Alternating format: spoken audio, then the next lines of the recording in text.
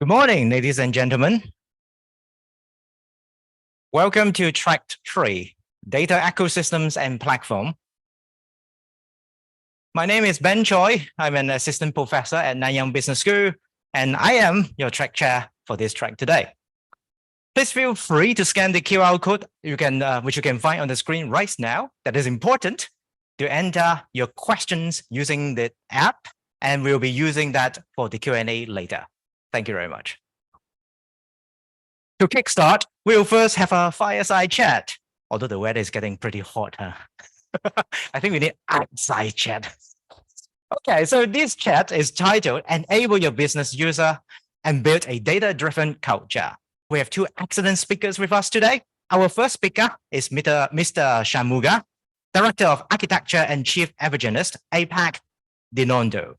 Our second speaker is Ms. Ante, Deputy Director, Data Service Team, NTU. Let us put our hands together to give a warm welcome to our two wonderful guests on the stage, and thank you very much. Thank you. Thank you. Okay, the slides will be up. Yeah, good. Very good morning to everyone. Thanks for joining this session. We thought about, a lot of discussion in the morning, right? It's all about how we manage data successfully and effectively in order for us to use that effectively for the purpose of either AI purposes, any other operational purposes and so on.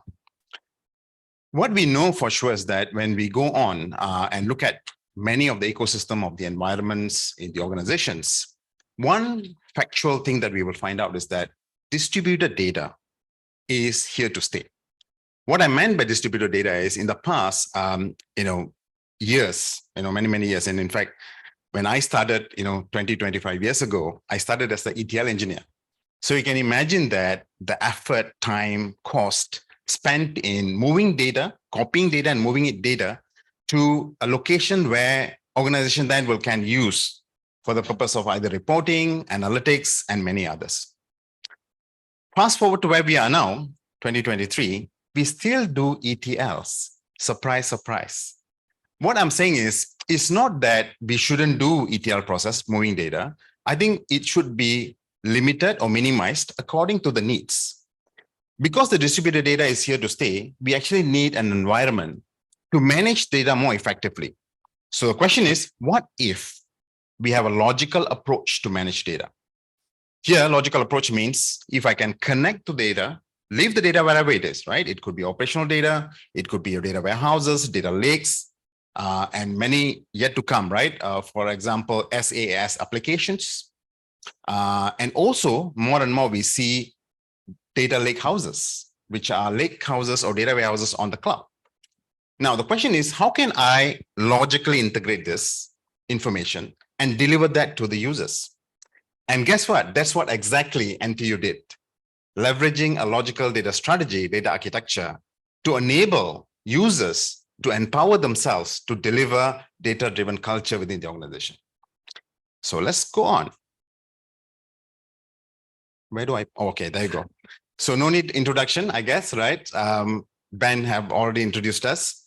To deliver this, I guess, conversation, and in fact, this particular topic, we thought about it, and then Anne and myself decided that if we have a question and answer session, right? And this is actually going deep down into NTU's experience in implementing such a, I guess, innovative, approach to data management. And of course, thank you to CIO, Mr. Alvin, in terms of farsightedness, in terms of implementing such a, technology to allow NTU reap the benefit of data capabilities that is residing in the organization. Now, for that, my first question to Anne to deliver, to go deeper down is, what was the business drivers, Anne, right? And based on the drivers that you started with, I think you started the journey a few years ago, right? 2019. 2019. And where is the journey now, right? How far you have actually gone through? You want to share the details with us? Okay, I think it's a very interesting journey itself. It started off in 2019, whereby the logical data warehouse concepts pop up. It's, I think, toward the end of 2019 by Gartner's itself.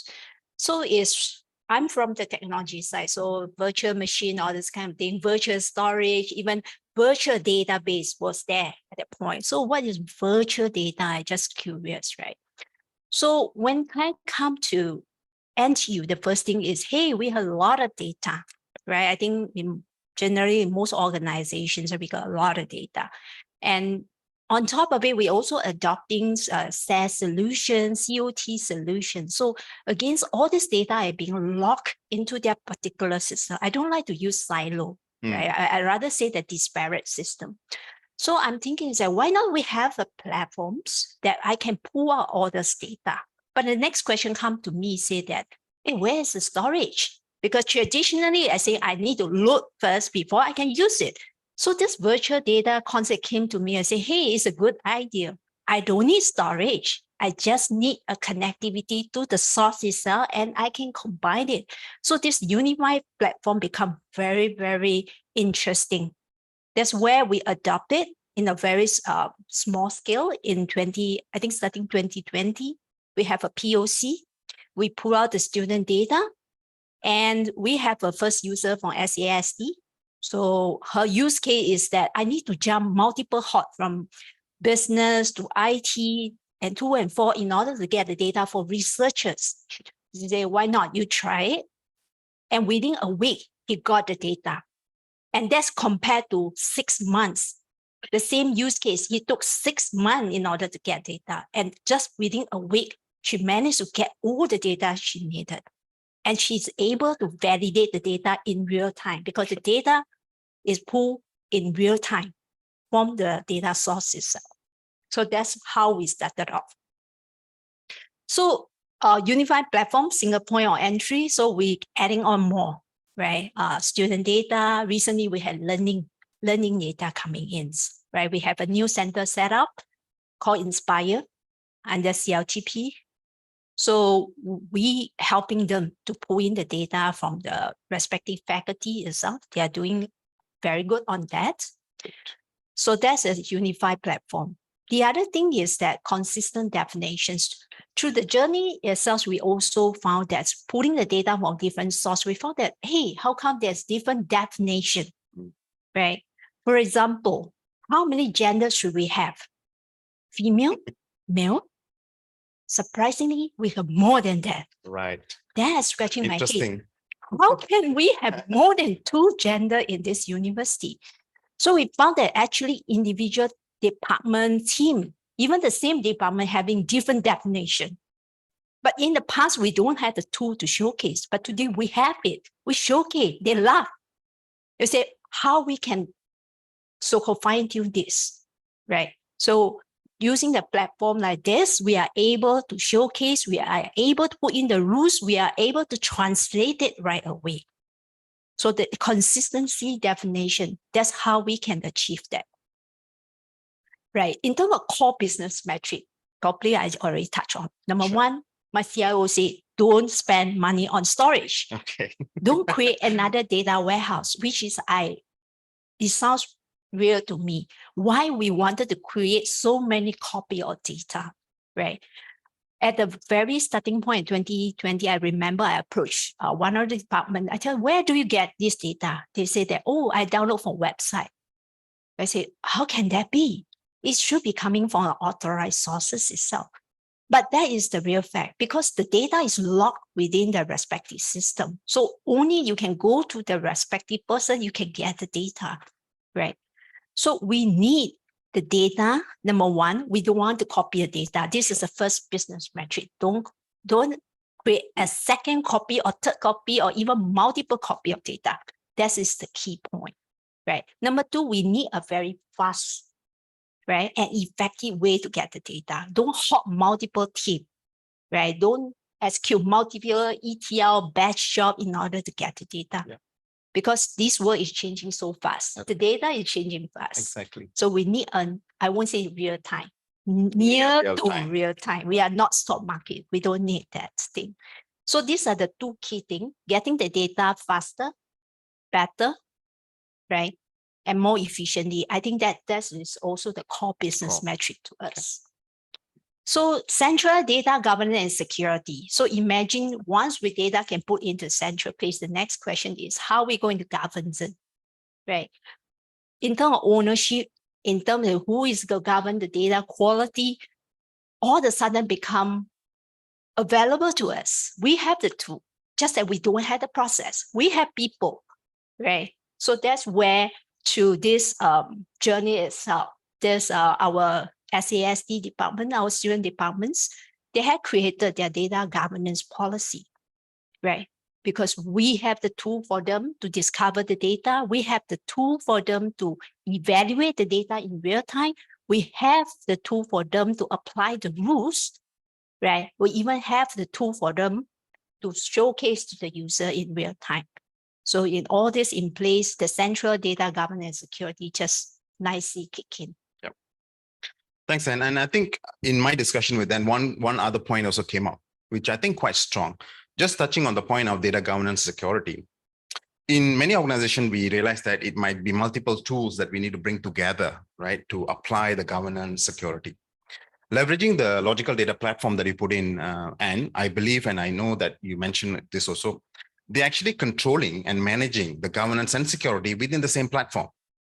So just imagine I connect to the environments of different data sources, bringing all the data unified and delivering it to the users. But in delivering it, the same platform that allowing that unification of data is also taking care of your governance, quality, and security, right? And that is why I think empowering the user and consuming the data very easily becomes very, very handy. Thanks, Anne. And let's move on to the next question, diving deeper a little bit onto the next level of, right. The next question is, what does it mean, in this case, your organization, all right, to be data-driven? Because everybody is saying, I want to be data-driven, I want to do, more things, but it means different things to different organizations. And I think there's a reason why NTU in this case actually leveraged an innovative platform to put a logical data strategy to drive the innovative in terms of the data-driven, culture.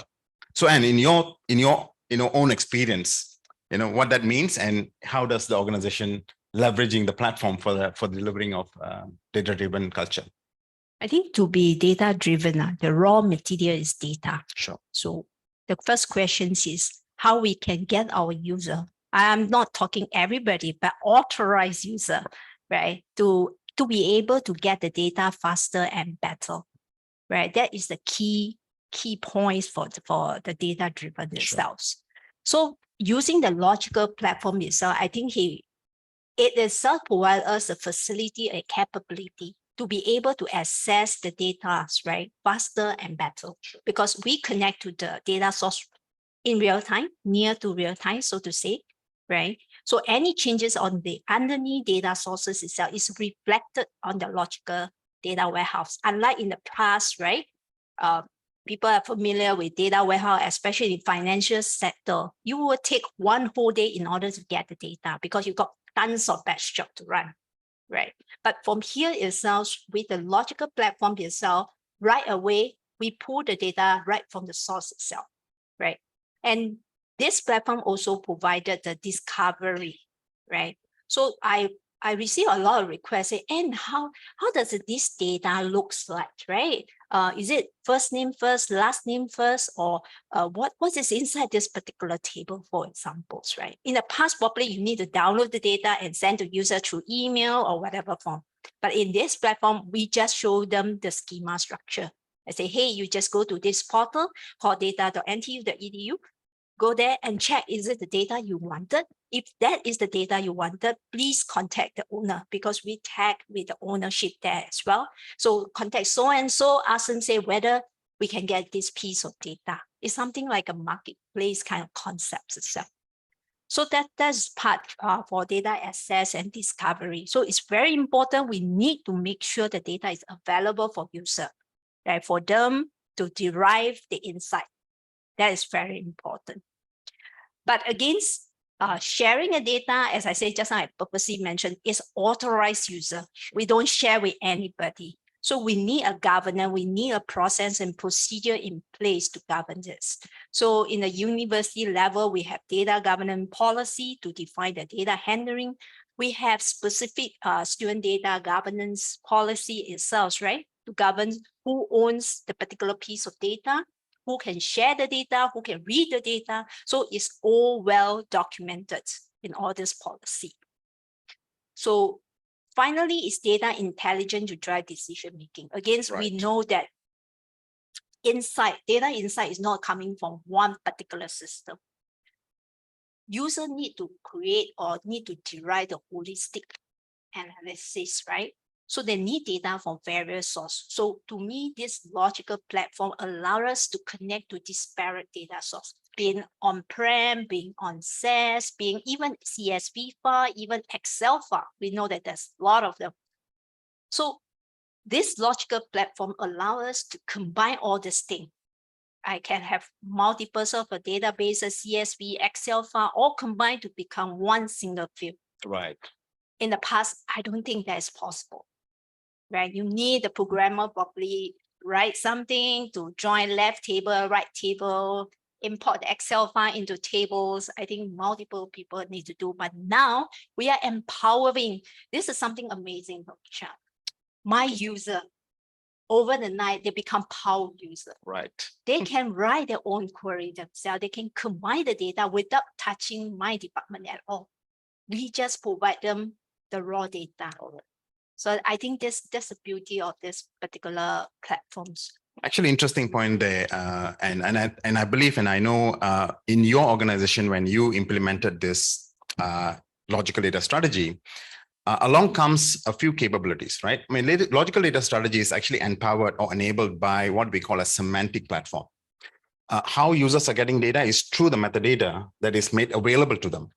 But we all know that when it comes to metadata, it can be technical, it can be business. The way that we expose, in this case, NTU expose the users and also combine that with how they leverage data and explore data is through a concept called data catalog. I think that is what all your users are leveraging. So data catalog is basically exposing the business data to the business users so they can actually do like a Google like query towards data search, right? To search and look at what data is available to me. If, say, for example, I'm doing an ESG project or ESG research, is there data that is already tagged with the ESG that I can quickly see, and then if it makes sense to me, bring it together and curate the data that they want to use.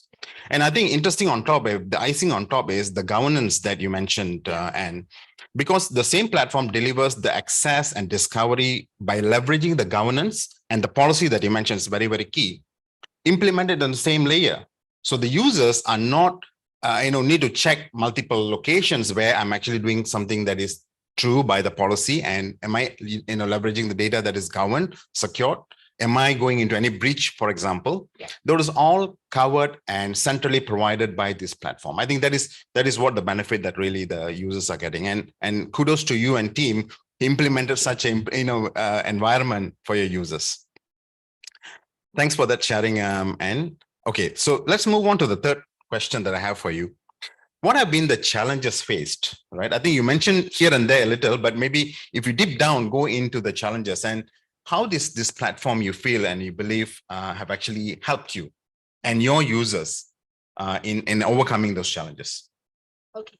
I think I just now mentioned about one of case for research, but all this here in terms of MOE reporting, this is real thing to our realized operation. So we used to produce a lot of MOE reports, but behind the scenes, actually it involved multiple team within the department. For example, for student department, probably you need to cross 7 departments or even more to get the piece of data and combine it, become an MOE reports. So not to mention the other part of it is each of the team might have a secret recipe within the Excel file, where we saw that the A value will translate to B value and eventually become C value. So everybody is scratching their head. How can the value transform for A become C? Nobody knows what's the storyline behind the scene. And make it more complicated is, what if the person in charge left the organization? Oh my God, nobody knows the magic recipe behind the scene. So what we did is that we advocate centralized the so-called the macro logics. We're putting in the single place there. So to the process itself, we comb through some of the MOE report. We understand how the transformation rule will build into the so-called the virtual field itself, and we test it. It will do one time, and we can repeat for many, many years, right? As and when MOE changing the report formats itself, right, we could just fine-tune the logic at the central place rather than fall back to 17 there and find out what exactly went wrong. So through this process, I got the feedback is 70% reductions in terms of the manual efforts, right? So I think that's the beauty of it. One-time efforts, repeatable, right? And you having the control of the logic itself rather than leave it to the hand of the, what I call it, transformer. Sure. Okay, the people that transform the data. The other part is, in the past, the user always had to fall back to IT whenever there's a change, right? Report formats, whatever the team itself, right? With this platform itself, we enable our user to do, first of all, is aggregating the data, do the transformation at the central place. The other piece that we empower our user is visualization. So in NTU, we have multiple reporting visualizations tool itself. So our user pick up the skill set, and now they're creating very wonderful dashboards from that. So that is their so-called the journey I saw from the respective user. And I think, and you touched on a very important point, and I want to touch on the third point there, right? Yeah. And what we see, when we deal with many organizations out there, different industries, the problems that we always see is that the haggle or the conflict between IT and business, always, right? It is always seen that business is moving ahead, right? 2 step, 3 step ahead, and IT always following behind. In the case of, I think I should heads off to CIO of NTU to sort of envision this. One of the key problems that he wants to solve is how do they bring the gap together, right? Or fix the gap. And allowing that, remember, I think Anne mentioned a few things, right? Delivering the data to the users, allowing them to explore the data as they wanted, discover, curate the data easily, leveraging the data catalog and semantics. That actually brought the gap between IT and business very, very close together, right? What that means is that now IT will need to service, but servicing is by the way of delivering the logical layer to the users. Now it becomes a self-service platform for users to come and consume and use the data in whatever ways, right? Now IT becomes a like an enabler, and users in this come empowered by leveraging this. So basically, this is allowing another level of the data culture that we want, data-driven culture, because IT and business now becoming more collaborative rather than chasing each other's back, right, for data and for issues and challenges. So kudos to you and team on that one also, Anne. And of course, NTU CIO definitely on the vision.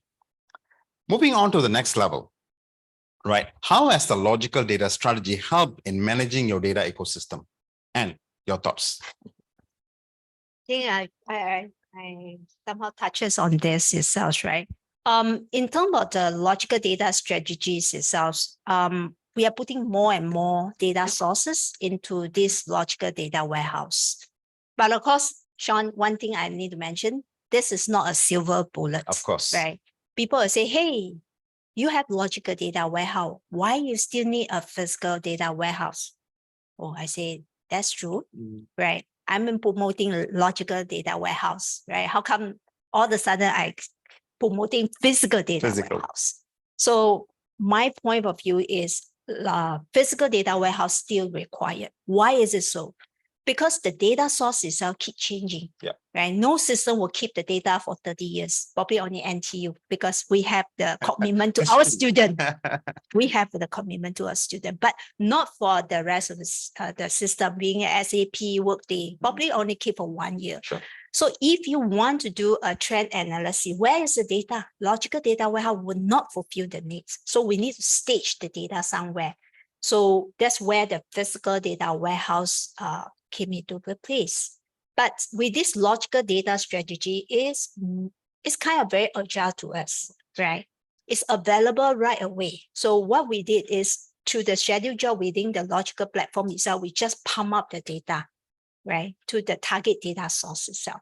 So that's where our physical data warehouse being created. Right. Data governance, security itself is, I won't say byproduct, is essential. But somehow this, through this logical data strategies itself, we are managed to so-called create it, right, and enforce it itself. Most importantly, in terms of data ownership itself, nowadays my user is very savvy. We will say, and you cannot share the data. I'm the owner. I say, wow, this is a big transformation. Remember 2 years back when I advocating data governance, the first thing I came into the meeting room, the user looked at me, said, data belongs to you. You go and settle. I said, okay, is that true? But after 2 years, now the user stand out say, data is mine. Don't touch. Let me settle. I said, wow, that's a transformation. That's great transformation to me. So I think in terms of ownership and sharing, I think our user is very savvy nowadays.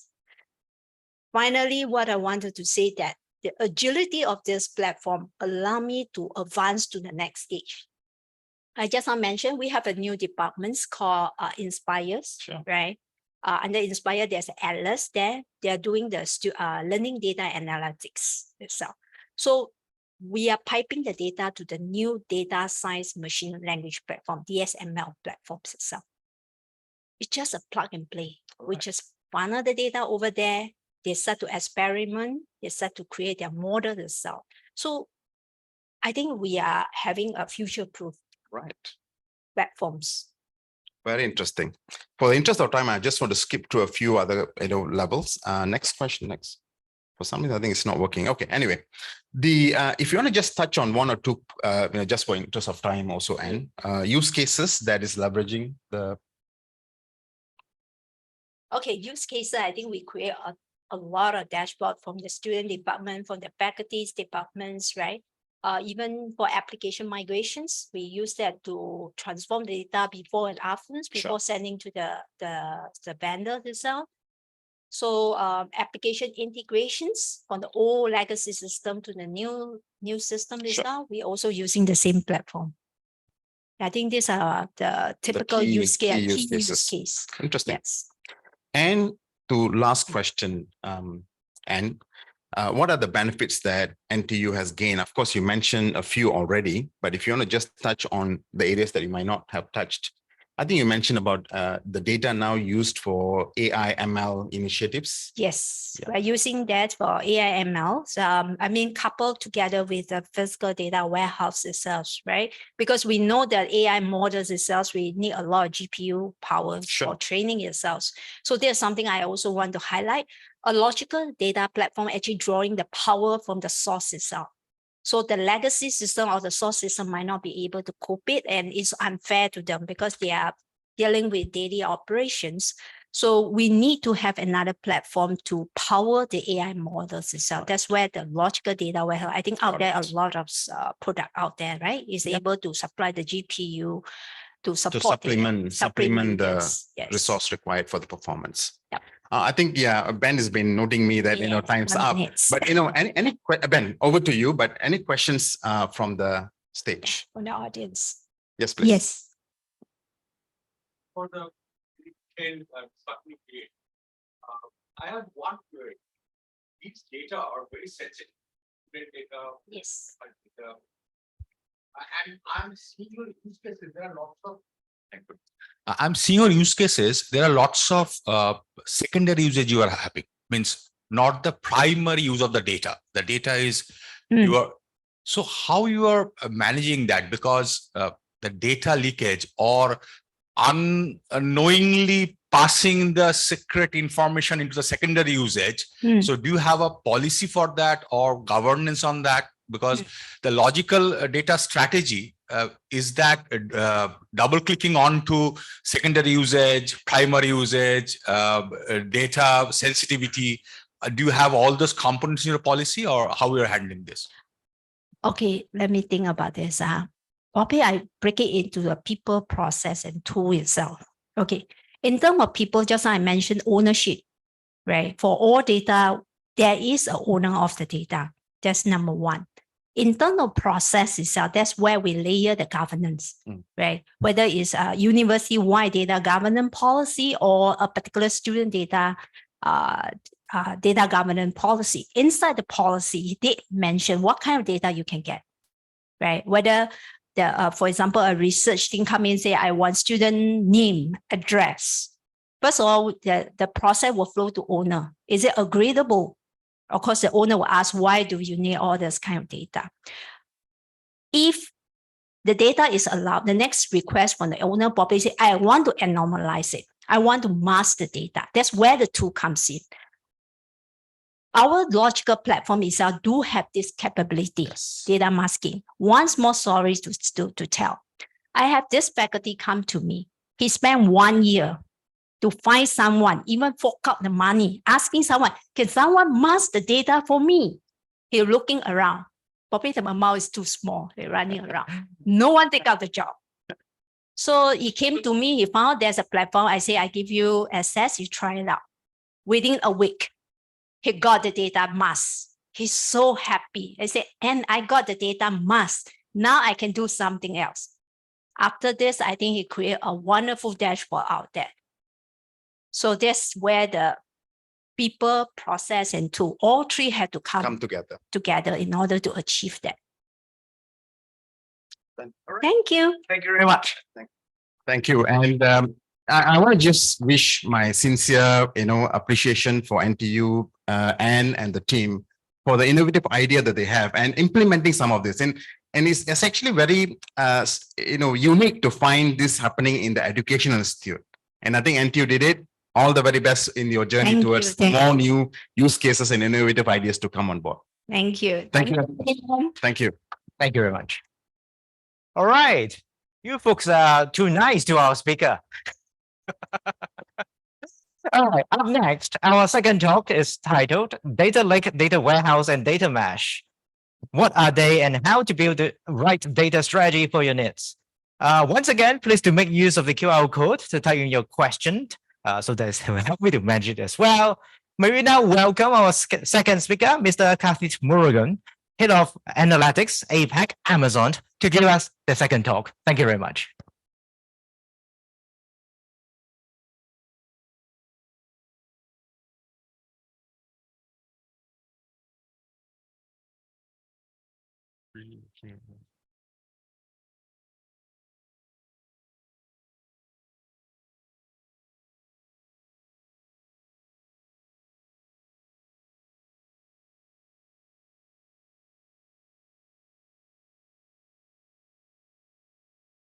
All right. I think they're just working on the clicker, but just to get started or until get fixed.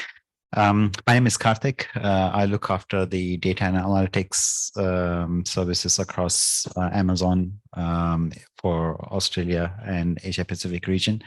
Have a good opportunity to work with a number of our customers across the region, take them on the journey from inception to the delivery of the value and the vision. So the topic today I'm going to cover is not only on the future, but also a bit of reflection to the past of where we kind of come from the data journey.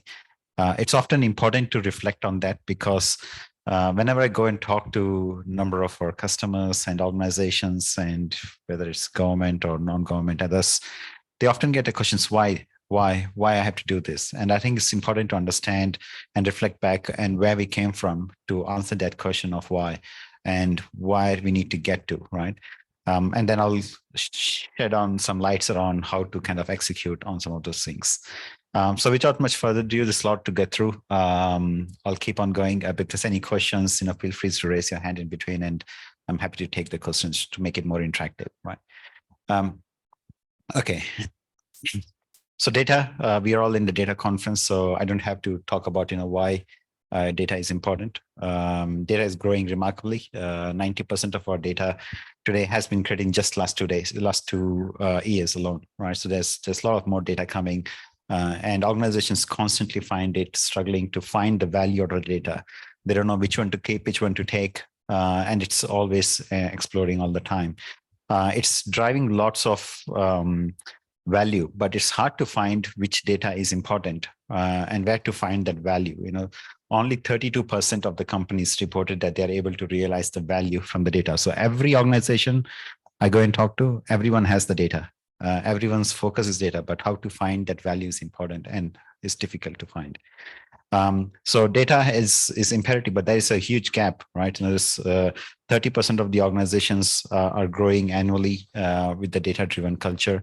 68% have reported they are unable to realize the value. So you see the gap of how much of data is there, how much of value realization is happening. And in the survey that we did, only 28% respondent have the data strategy in place. And it's important to understand the data strategy because there's lots of talks about the data strategy, but it's important to understand where your organization is at and where you want to get to build that data strategy that is in an executable manner. So we're talking about here something that you can take and execute and build on it, and not just becomes a strategy on paper. So this one I wanted to share, and most of the things that I present here is something that is working in reality. It's more than a myth. This is on the left. If you haven't seen this before, it's this flywheel that Jeff created when he started the business at Amazon, and the concept was to have the people, process, and technology in middle, and you build your products and services using those 3 elements. And we did here in the previous session that for data strategy, you have to have people, technology, process, everything to be brought together, right? So what we did is, it worked for Amazon. It worked on some of the principles that we built on. We wanted to share it out with the rest of the world, share that experience, share that gain of what they have built. So learning from Amazon's, all of these principles and the learnings that I'm going to share is purely how Amazon is working today and where Amazon came from, right? From a business model, from a technology and people process perspective. So the outer wheel talks about taking that data, building a product as a service, ensuring your customer experience. And the customer experience can be your, in a public sector, customers can be citizen, it can be education students, it can be hospital, patients. So it's end users is always important to have that end users. When I say end users, not the internal stakeholders, you have to ultimately look at your end users who are consuming your services, and take that feedback and build that data products as a service. And then you have to look about taking experimentations and driving that innovations. So with this data-driven organization, we find few characteristics that has resonated within Amazon in last decade or so. Some of these characteristics include, you have to start thinking big. So when Amazon started the business, we had a vision of having a big scale business. We were looking at not just a single geography or single area of business. We wanted to bring multiple arms of the business together. So you have to start something really big, right? And when I say really big, think something that is not happening today, right? So challenge your thinking there. Focus on deliverable business priorities first. So even if you start something big, that where you want to be in next 3 years, and that next 3 years vision should be something where you want to be next 10 years. So think of something that you want to achieve in 10 years and bring it down to what you want to achieve in next year. So you basically compressing your time frame and wanting to challenge yourself, but working backwards on those priorities.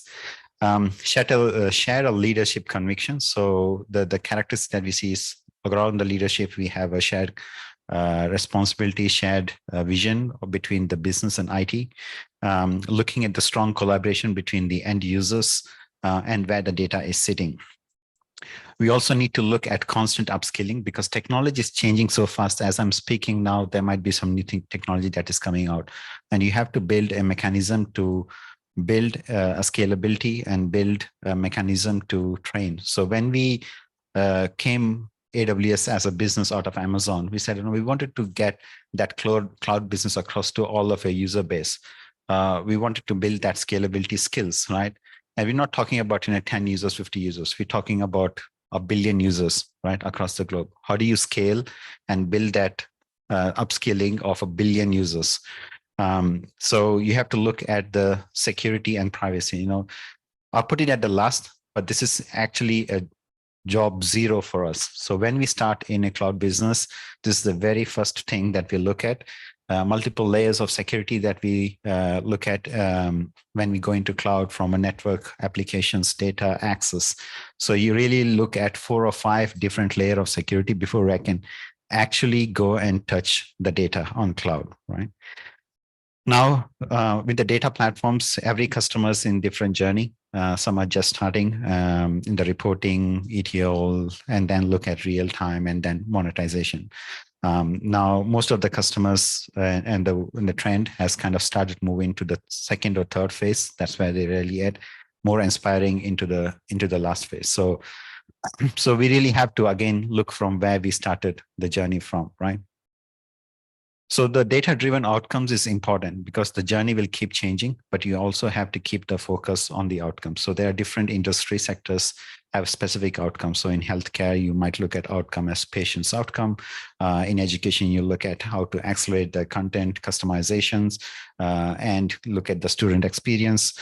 You also look at, in the finance space, how to do fraud analytics, cybersecurity, how to look at compliance aspect of it, engaging in the federal government, look at personalization of citizen experience, looking at open data platforms because it's all citizen data. So you have to make sure that your interagencies are interacting and effectively sharing the data together. Looking at the utility space, look at proactive addressing of your asset management. You're looking at, how to utilizations of the right services in right time. So the reason I put this here is, again, if you look at the trend here, it's not about the specific use cases, but it's more about looking at the end consumers. All of these outcomes are targeted towards end users. None of this one says that I wanted to satisfy my CFO with the reporting requirements, or I wanted to satisfy my chief procurement officer or a CDO, right? It's looking at the end outcome, right? And then it's all underpinned by your governance, security, and return on investment. You have the cost-effective mechanisms to maintain that. Now, data platform journey. So let's take a very quick look back into the history of where we came from the data platform journey, right? So, sorry. Okay. The clicker. All right.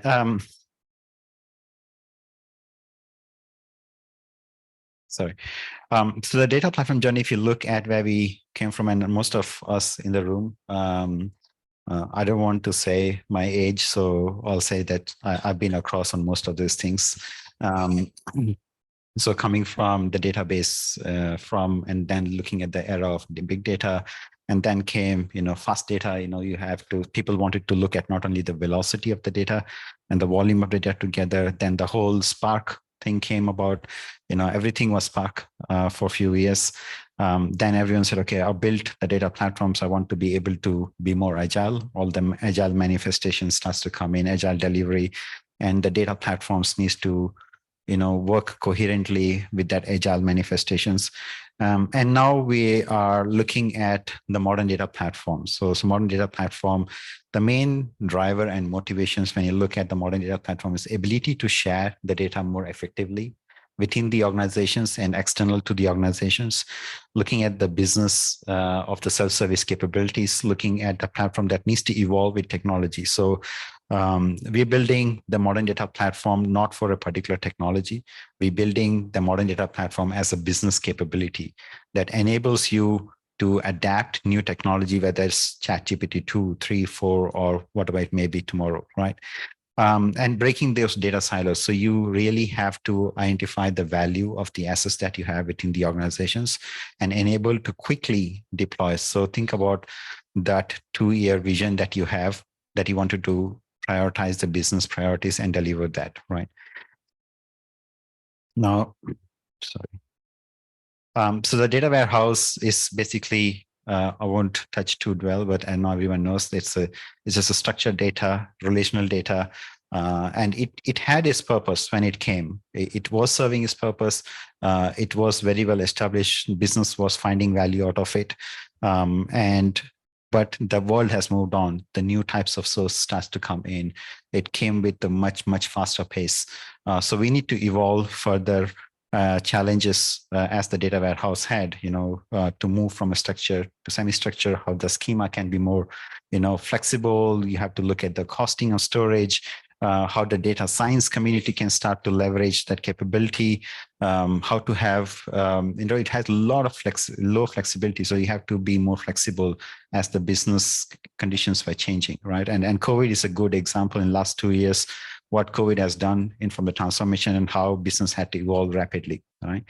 Now, the data lake came in. The data lake was more of a promise to say, okay, I've got a centralized repository, bringing all sort of data in. It helps me solve some of the problems. But we saw the challenges in the data lake as well. We had, different types of data coming in. Challenge one was around looking at the data ingestion capabilities. We also looked at the data management as the more and more data came in. People didn't know, where is my data? Where do I find it? The data lakes suddenly started becoming a data swamp, right? And then started looking at the security and governance. There's so much of data out there. It's a bigger use base. How do I address the challenge of the security and governance? And then lastly, the data sharing. So if you look at that data maturity curve that we looked at from a data monetization, sharing across the different organizations, different personas, were changing. 20 years back, we never had a role called data scientist, and we don't know what the future role is going to evolve into. So we needed to cater a platform that can evolve into more of those challenges. So, okay. So the modern data lake actually enables you to bring all different data sources together, but also have a catalog to build that governance challenges, right? So the data lake transformed into a little bit into a modern data lake. So we wanted to put a catalog that brings the multiple different types of data sources. Could be your transactional data source. It can be your NoSQL database. It can be your, quantum ledger databases, or it can be your data sources like big data platforms. So all of these data platforms need to be accessed through a data lake, through a unified data catalog. So the flexibility to store all the data and the flexibility to decouple the compute and storage, because every organization's pattern is different. I talk to the organizations, they say, I've got a lot of data, but less user base. Some organizations say, I've got less number of data, volume of data, I've got large user base. And some organizations said, I've got lots of data, lots of user base. How do you build a solutions and technologies that can cater for all your needs? So it gives you the capability to enable and decouple into more and more of a compute and storage layer. So we wanted to scale the capability. So when we built a modern data lake within Amazon, we started to decouple more and more, and we are still decoupling more and more to give that flexibility. So that was one of the philosophy when we started to look into the overall holistic view of simplified ingestion, cleaning. You have to bring in the machine learning capabilities and your scalar data lake. So these three pillars kind of enable us to bring that unified governance in between, and we use the technology called AWS Lake Formation that enables you to bring all of these components together to give that unified governance. Again, I'm throwing in technologies here because this is something that is working in reality, working today, and more than just a data strategy, right? Now, the Lakehouse starter came in. So what was Lakehouse was basically an architecture that enables organizations to drive value from the data using all that purpose-built databases, machine learning capabilities. So organizations quickly realized that I have a value, I have an asset that has been built from my data warehouse, and I have a capability that I have from a data lake, and I need both of them. So the combination of both were required within the organizations, and in order to enable and build that modern data platform for future. So that's where the Lakehouse promises were to deliver those benefits. The motivations were to have, again, a domain-driven architecture. You have your different business units. Some may want to put the data into data lake, like the data science community. Some may want to keep using your reporting. So all your internal reports or external report users will still want to use your data warehouse. And also to bring those data silos together. So how you can combine the value of data that you have built in last decade or so, and how you built a new data lake platform, how they can be combined together was an interesting motivation that Lakehouse had brought to the table.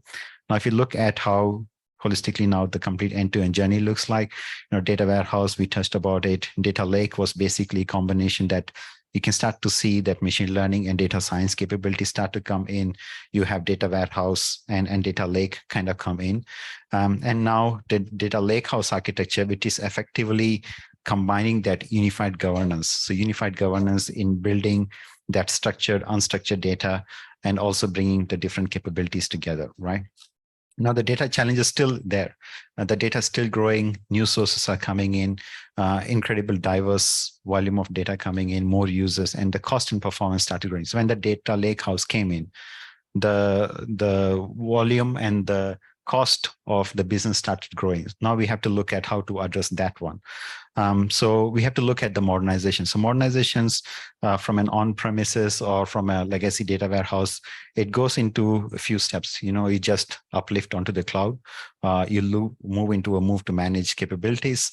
You look at, break away from legacy. I have lots of legacy applications that I wanted to break away from. And then last one is to completely modernize. This is where you start looking at, old legacy codes. You want to transformation into a newer aspect. The way we found is that the more you move into a modernization aspect, your total cost of ownership kind of goes down. But more importantly, it drives the innovation velocity. And this is the fundamental that drives that modernization aspect. So what that modern data architecture looks like now is from a traditional data layer, business logic, and presentation to more kind of an event-driven architecture. We all heard of microservices architecture before, but we're really bringing that concept into the data aspect. Now, the 5 pillars that we have seen in the data architecture is to have that unified analytics, high performance, machine learning, and data accessibility, and which is unified access to everyone. So here you can see this is a typical representation of how that different systems integrate together. The data can move between these systems, but needs can be accessed through a centralized governance. What it looks like from a modern data architecture perspective is to have the data source come in any of those systems, and then you have people, process, and technology consuming the data, and then it's feedback loop. So it's again resonates back to that data flywheel that we looked at to have that feedback loop. But your modern data platform is a combination of multiple purpose-built data sources with a unified governance. And the data should be accessible in any of those capabilities, right?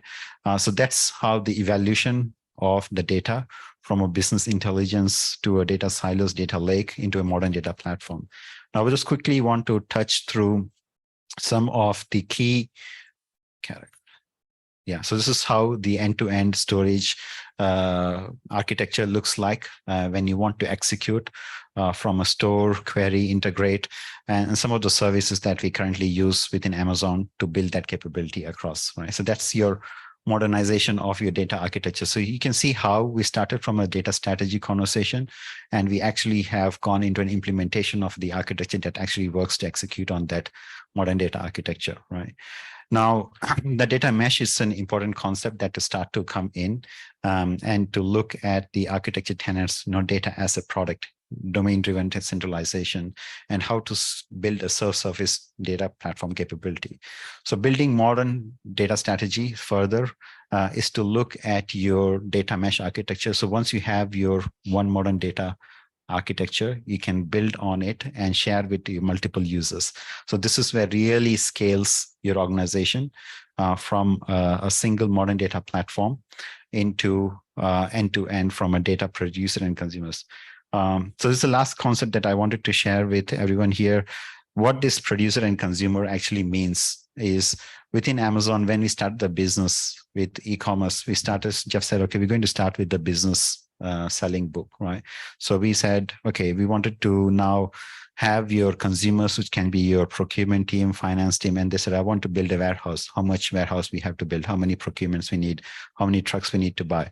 Now, those were the consumers. Data producers were your booksellers who actually own the data, and they wanted to connect between. So, okay, the data owners are the ones who are actually owning the data from a books department. Data consumers were the consumers who are using the data to make some more informed decisions across the business.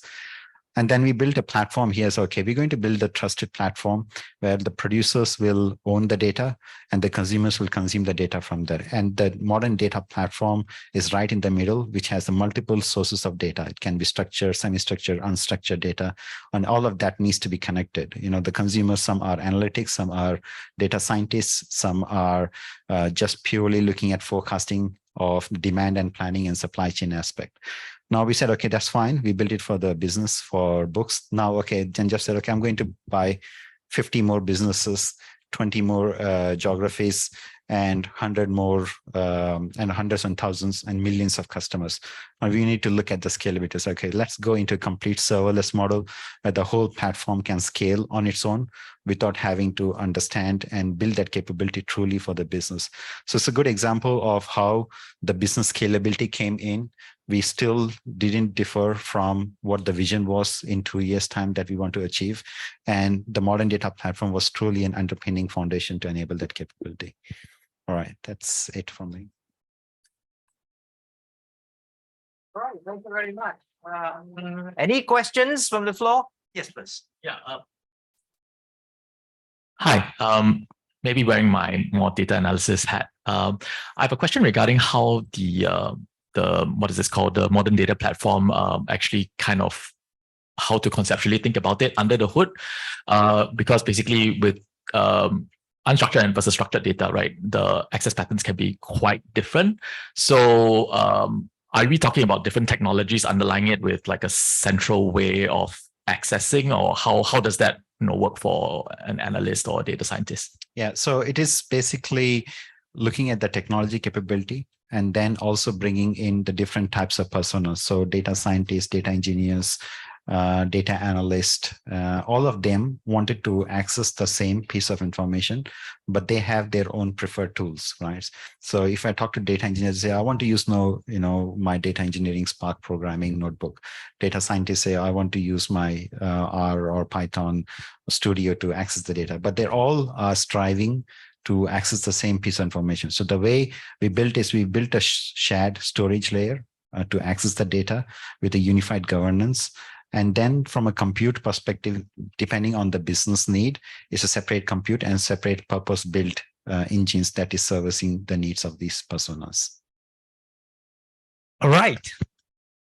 Okay, thank you very much, Karthik. Thank you. Right, okay, we have now reached the third talk for this morning. Again, please don't be shy to use the QR code. I've yet to receive any on my iPad.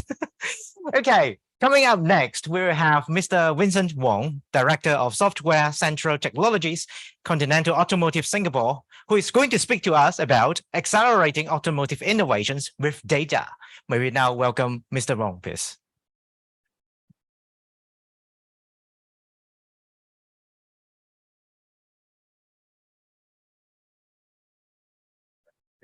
They're going to give you okay, like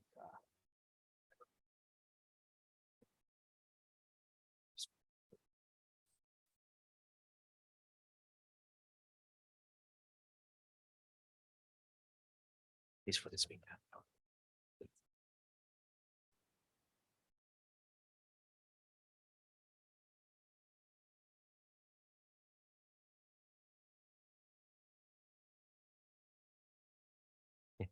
Should I start? Oh. Okay, all right. So good afternoon. So my name is Vincent. So thanks for having me here today. Yeah, so I'm coming from Continental Automotive. Before I start, maybe good to get a sense from the audience, right? Who you are, so I can adapt my talk a little bit to what you want to hear. So who in the room are CDOs? CDOs from corporate, I assume. Researchers, academias. All right. Also, all right. Good. All right. Who knows about Continental? All right. Good. Good. Yeah. So today I will share a little bit about more application of how Continental, uses data in the automotive industry. All right. So I think the previous speakers from AWS, Karthik, actually, by the way, we work very closely with AWS. Yeah, they're one of our strategic partners. So how we actually use data services to make products and services for the automotive market. All right. Okay. Okay. Yeah. So I'll talk about automotive data management. And a little intro, yeah, for those who have want to know more about what we do, as a company. So autonomous driving. So the last few years, there's a big hub about autonomous driving. So Continental is one of the so-called providers of autonomous driving software, towards this the car manufacturers. So we play a big part in driving this software-defined vehicle. Later I'll speak a bit more. Yeah, how software is actually changing the way this automotive industry is driving forward. And of course, for those drivers, you might have heard about Conti from the tires business. Yeah, so that's also part of our DNA, the rubber business. And yeah. So how we organize ourselves, so a little bit of a global view. So we're actually a German company listed in the German stock exchange. So worldwide, about 200,000 employees, yeah, in all around the region. And yes, tires, one of our core business, but only 1/3. The remaining 2/3 is actually in software, data, hardware, sensors. Yeah, so that's where we make our business. And yeah, so like I said, automotive is where a lot of all this electronics architectures is happening. Recent trend, a lot about high performance computer. I'll talk more about it and how we are actually using data to drive that business. Even the tires, so interestingly, tires is not just about rubber and black compounds and materials. So a lot of data is also been collected, in this domain of tires, where we are analyzing the data usage of tires, especially on fleets, miles that are traveling on the roads, and using data analytics to bring the fleets of trucks back. Yeah, so this is what we call predictive maintenance. So pretty interesting transformation there, in the tire domain. Of course, Continental is more in the industry solutions, I 4.0. So same thing, a lot of data usage there. Okay, Singapore. Yeah, so there we're actually based in Singapore. We have a big R&D center. It's at Boon Keng. So in this R&D center of ours, that's why we do a lot of research and development. Yeah, in hardware, software, AI, robotics. And whatever that we develop and test, of course, it subject to all these automotive testings before it's produced in our factories and shipped to our customers. Right. So the customers will probably be all those big Germans, OEMs, Japanese brands, Okay, so I spoke a lot, but here's a pictorial view of what actually we active in. So in vehicles, electronics, a lot of displays, head-up displays, camera solutions. We do a lot of black boxes. Literally, it's like a mobile phone without the screens. Yeah, so a lot of black boxes to enable connectivities for vehicles to the infrastructures. And on the right side is actually where I'm responsible for software central technology. So that's the area we are pushing the boundary of using AI and robotics. So I'll speak a bit more in the later 15 minutes, more on autonomous driving. Yeah, so I'll bring content on that.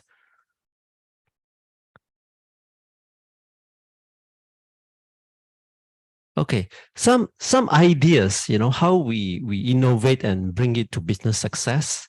One example, is mobile robotics. So for those based in Singapore, maybe you have seen some news. We are trying to use mobile robots, AMRs, autonomous mobile robots, to bring food, to households, to factories. So the team here is using this platform to innovate, to learn how to collect data. Later I'll share what we have collected, to use AI to make some of the data, and of course, try to make a business case out of it by collaborating with partners, and MTU being one of it. So that's one example of application of AI research and data in Singapore. All right. Okay, on the right side, you'll see more of all this cabin analytics, cabin sensing, where we are partnering with a bus transport operator. So again, a lot of data analytics, computer visions to make sense of how the driver is feeling. Is he tired? Is he alert? And again, then making data analytics to predict whether he's safe to drive. So that's another example of how we use AI and data to make our roads safe. Okay, collaborations. So we collaborate with a lot of different so-called universities, government entities, and of course corporates and startups to make all this R&D happens. Okay, and one more word, NTU. So we also even operate a lab in NTU, a corporate lab, where we further, this is an AI data lab. So we use NTU as a test bed to collect data. And then from there, a lot of research takes place in the area of analytics, smart materials, specifically in the area of mobility. Okay. All right, so that's a little bit about what we do here. Okay, now coming to the second part of the talk, I'll share a little bit about the transformation in the automotive industry. Yeah, I think the last 5 years has been very, very interesting, where I think with the coming of automated driving, there's a lot of hype around all these Teslas, Uber, So I think that has literally changed the way we want to move around. Yeah, we are not there yet. But automated driving is one big thing, this transformation. And of course, the car itself is no more just a standalone device by itself. Yeah, it used to be like that. It's not connected. But in the last 5 years, there's a lot of connectivity involved to connect the cars. So that's where the cloud services, the IoT services comes in. Okay, and user experience applications. I was actually in the Shanghai Auto Show. Basically, you can see literally pillar-to-pillar displays. So a lot of screens for the users and drivers, passengers to interact, with the vehicles. Yeah. So again, HMIs, human-machine interactions, data management is crucial. Yeah, to make sure that the whole journey is comfortable and safe. Okay, so some statistics at the bottom in the area of over-the-air. So by 2026, 36 so-called car companies, so the big major OEMs will already have, some form of over-the-air capabilities. So what it means, software updates. Yeah. So 5 years ago, this is a very novel thing. You're able to update your software in the car. By 2026, 36% of the cars will have this capability. Yeah, so your vehicle is no more outdated; it's always state of the art. That's one. Yeah. Of course, on the right side, you can see the amount of billions, that is poured into this software-defined vehicle, which I will speak a bit more what it is. Okay, software-defined vehicle. So, what it means, the vehicle, the functionalities are enabled by software. Yeah. The software is decoupled from the hardware, right? And it allows this continuous development and implementation of new functions. And lastly, software updates. For those coming from the IT world, right, this is nothing fancy. It's really happening. Yeah, it's really happening. But what is actually novel in the automotive industry is this software-defined vehicle. Yeah, so we are trying to play catch up to be like a computer on wheels. Okay. So from the design perspective, so me and my team actually spend time, to work with the car manufacturer. So you can see the transformation in how the vehicle architecture has moved from a very distributed, so there's about like 500 different black boxes scattered all around the cars. So that's the previous architecture. And we are now in the domain centralized architecture. This is the current phase where the manufacturers, they are bundling certain body functions, certain ADAS functions together, grouping them together, right? So this is what we call the domain centralized platform. And that's where the coin, the term high performance computer, right? So that's the second. The third wave, which is already in discussion for the new generation vehicle, scalable compute platforms, where we merge 3, 4, 5 HPCs together, in a rack, and they becomes the brain of the car. Okay, so you will see some of these cars on the road in 5 years' time. So it's an evolution of the vehicle architecture, and of course that also means how data is managed, distributed in the old world to a very centralized compute in the new world. Okay, so this is a big transformation happening now.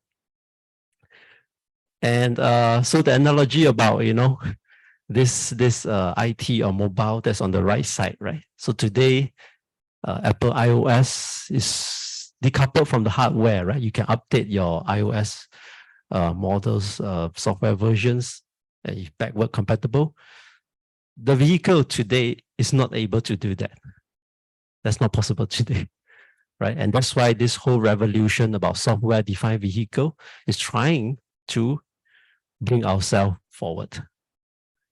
Okay. All right. So why do we need this whole software-defined vehicle, right? So you have heard probably people from industries talking about software as a service, software as a product. So very often or soon you will start to get options when you purchase a car, probably in Europe. Would you like the air controller? Would you like the heating system? It becomes an option. Yeah. Because probably you need the aircon in the summer, you need the heater in the winter. You do not need it the whole year round. Yeah. So by modeling car functionality as a service, as a function, the user switch on and off, functions during different time of the year. So more and more you get to see such kind of so-called innovative services being piloted by the car manufacturers. Yeah. So that's one. And of course, architectural separation of software from hardware, I talk about it. And of course, the target now is we want to be faster, quicker with our platforms. Typically today, a vehicle platform takes about 2 to 3 years to materialize.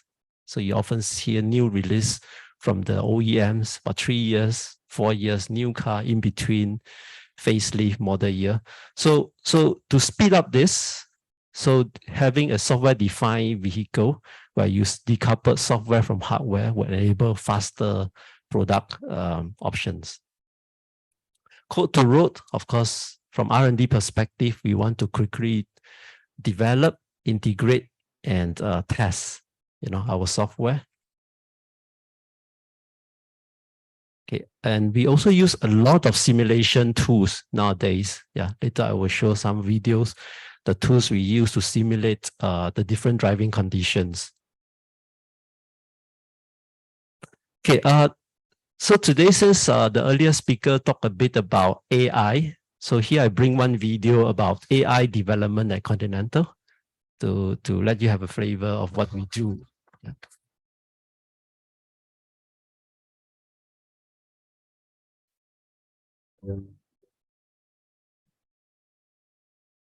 The big issues in the world nowadays, they are diverse and they concern all of us. We have set out to develop solutions, therefore, and we are doing this with a very special tool, artificial intelligence. We have to think about what types of data we need to train the AI and what types of knowledge we have to integrate into a safe AI in the automotive context. We are focusing on developing algorithms from the very beginning phase of the development of gathering data and also labeling data, and how do we validate the whole system. I'm currently working on a project to help AI agents to improve their ability of saying by improving the joint model accuracy of deep learning models. Our teams are involved in such small or larger projects all over the world. All right. It is an exciting time, and we are shaping it. So that's Corina, my peer. So she's actually head of AI at Continental, right? So this short video hopes to give the audience a glimpse, how important AI and data is. And of course, the transformation is taking place, within Conti to keep pushing the boundary of using AI for our development. Okay. Now coming to, you may be wondering, so sounds very abstract. You see people, you hear about the industry. So what is it? What is it? What is it? How do we actually use data and AI?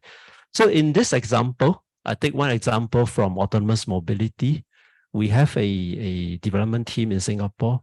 So they try to use machine learning in the area of computer vision to bring higher value services, for the company. But the lower part, this is traditional business. So today, many of the cars are already equipped with sensors, for all this level 2+ autonomous driving. So cameras, radars, lidars, ultrasonic, bread and butter business. The target is to go towards level 3, level 4, right? Where you can really have autopilot functionalities. And so that's where cruising, highway cruising, valet parking, you start to hear some of these functions being marketed by the car manufacturers. So in order to go to that level in a very safe and robust way, you have this so-called a lot of algorithms in the middle. That's what we call it perceptions, where we try to get different data from cameras. That's why we have all these front cameras, 360 view cameras. We have radar data, lidar data, ultrasonic data. That's already sort of embedded in the vehicle. And we do a lot of data fusion, to make a good sense of what's happening in the environment. Okay.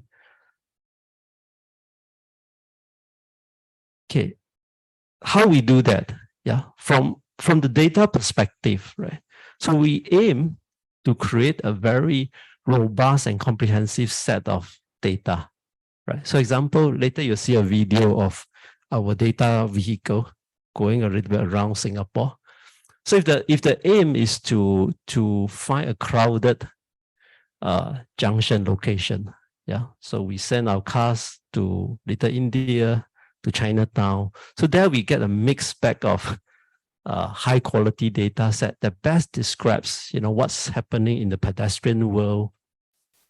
And that's where we use this data to train our model. But of course, we also know that the data set is also shifting. So for example, in Japan, we train our car model based on data with summer data. But come to so-called the rainy season, it doesn't work. It doesn't work, because why? The people are carrying umbrellas. So we found that, hey, our algorithm is not accurate anymore. So having this continuous update of data from different scenarios help us to make our system more robust. And of course, I said data set individual sets, can be daytime data, nighttime data, pedestrian data. But the right side is where we bring all of them together to make a complete system.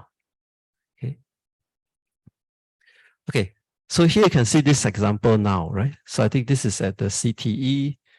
This is in the car park in Singapore. So here you can see, this is just in front of our office, and this is Little India. So pedestrians, crossings, and with all this data, actually we use novel way of AI to perceive, and you can see this 3D bounding box. We are able to generate depths, distance from images. So this is the barrier from the site.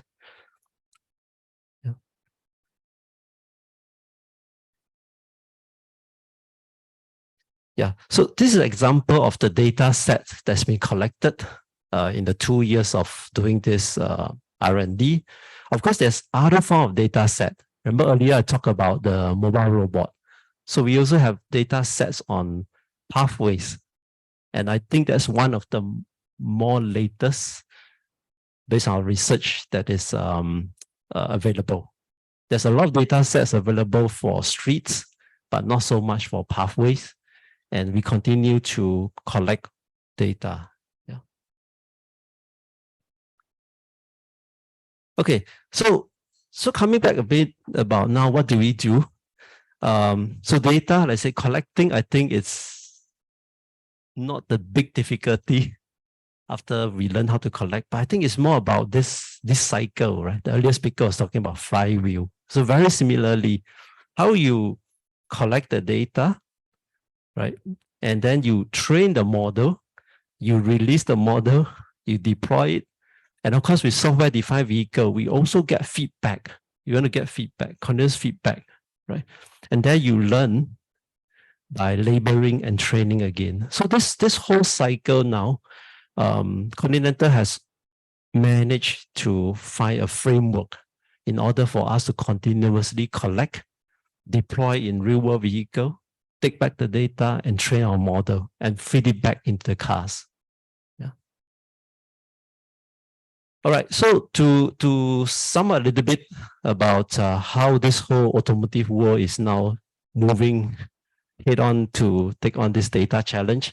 So in the words of my leaders, so data really lies at the heart of the creation for value. It's no more a hardware business. It's really a data software business in the automotive world. And of course, what we want to do is data literacy. So a lot of things has now changed where we talk a lot about data. We make data training for cloud, for AI, not compulsory, but we encourage our employees to go for all these trainings in-house, in schools.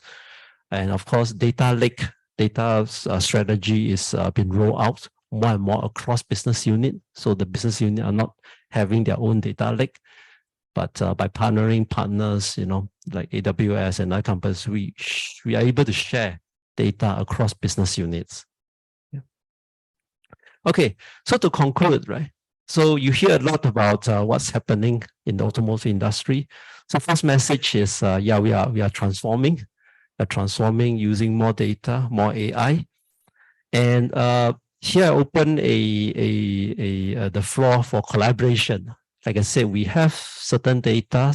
It might be interesting for some of the audience here. So we're open to collaborate with you in terms of, exchanging data, and making the best use of all these things you have collected locally, globally, so that we can push ahead with all this transformation in mobility.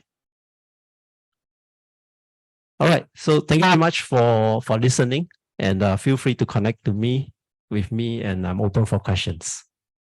All right. Yes, please. Thank you. Hi, good afternoon, and thank you for the great session. So I've got two questions to you, and I'm not from the automobile industry, so pardon me if they are naive. The first question is, what is the industry doing in terms of harmonizing the software that you're developing? For example, let's say if I subscribe to a heating service in one car and decide to drive another car tomorrow, do I need to subscribe again, or can I use the old subscription? So what is the industry doing in harmonizing the software? And the second question is, there was a bit of a news in the US about a few months back about a major automobile company planning to charge for simple things like keyless doors. What is your view on that? Okay, so good question. I answered the first one first, right? So about subscribing to a common service, so you can bring your aircon with you, right? Something like that. So at the moment, from our insights, when we speak to like the BMWs, to the Daimlers, to the Toyotas and the GMs, it's not happening yet, because it's still operating in a very, I'll say, silo version, right? You buy a car, you have this. Yeah, you have this service. So it's tagging along with the product that you are buying, right? But having said that, that's today, right? I think the transformation might happen in the area of rental fleets. So when you go to a car rental company, right? So I think the rental fleets company, because they have different cars, right? Different brands. So they will be the one who will be pushing to have this so-called harmonized platform, but it will probably be a third-party version that sits on top of the OEM version that allows you to bring your heating along. That's how I see it. Yeah. Okay, so that's the answer to your first question. So second question is about charging, yeah, for all these services. And that's why I was saying it's happening. It's happening. The car manufacturers are trying to test this, this mobility as service by, charging for small things now. And of course, there's pushback, right? So in the news, the consumer are pushing back. Hey, why am I paying for air conditioning, right? I paid for the car. I think maybe for again, it's my personal view, comfort functions might not be so easy to implement. But for example, ADAS function, autonomous mobility function, they might be the first one that comes into play, right? So a trend would be that if you buy a new car, you can see it comes fit with a whole suite of sensors. Yeah. You can see it's just too much. There's a camera in front, there's camera behind, there's 360, there's radar, everything, right? But you might not need to activate it. So the software is there, but you have to pay to activate that function when you need it, if you're driving in the city, for example. So the so-called non-comfort function might be the first to go into this service model. This is how I see that trend. Yes, we can have one quick question. Interesting presentation. Thank you very much for your, I work on that mobility cloud. So it's, the things are changing. So my question, two questions I have. One is you showed the design change from the multiple different mesh of instruments to a more conglomerate group-wise. But that's actually also hindering the microservices which are to be provided with each of the small, equipments. So how we are optimizing that? Moving towards conglomeration and also giving microservices. That's one. And second, are you looking at an industry cloud like, say, automobile cloud, because people will subscribe there and can get the benefit together? More of a helping economy. Okay, so first question about these microservices, right? For me, I see the benefit of having this shift towards a scalable platform. Actually, it helps with the microservices. That's my view. Yeah. Because today, the microservices are very targeted and dedicated to these distributed computers, right? So there's very little reuse, and you have to redevelop it again and again. And what do you have? If you need to update it, what happens? So it's very difficult to access all these microservices, because each of them are running on their own separate nodes and stuff like that. So by joining them together, as we call this high performance computer, right? So you actually combine resources, on the platform level. And of course, the microservices can still be run, So in our world, we actually have the automotive domain and the cloud domain. So they can continue to receive services on the cloud domain or the cloud partition. Yeah, so that's the architecting of the so-called high-performance computer. Okay. Second question is more on the the cloud platform, right? So I think this is more of a business topic. Actually, for a consumer point of view, we want to have this harmonized platform, right? You only have one, then you can share services, but I think there's a war going on, between the OEMs, because they want to own this world, right?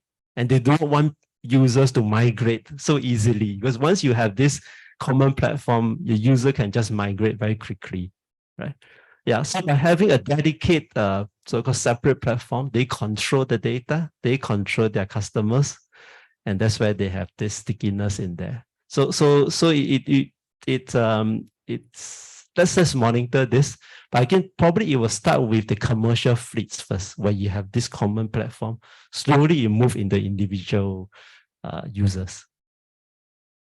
All right. Thank you very much, Vincent. Thank you. Excellent talk. Thank you. All right, ladies and gentlemen, we are having our final talk for this morning before lunch. So coming up next, we are going to have a talk about privacy first design, the significant role of privacy enhancing technology. Our speaker is Ms. Sowmya Ganapathi Krishnan, Head of Data and AI, Thoughtworks, Southeast Asia. May we put our hands together to welcome Krishnan.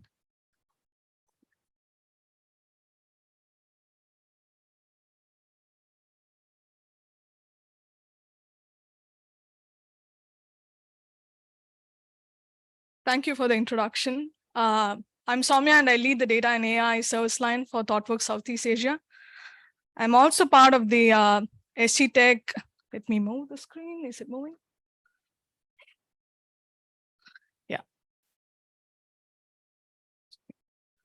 Sorry, give me a second. I think it just ran to the last slide instead of the first one.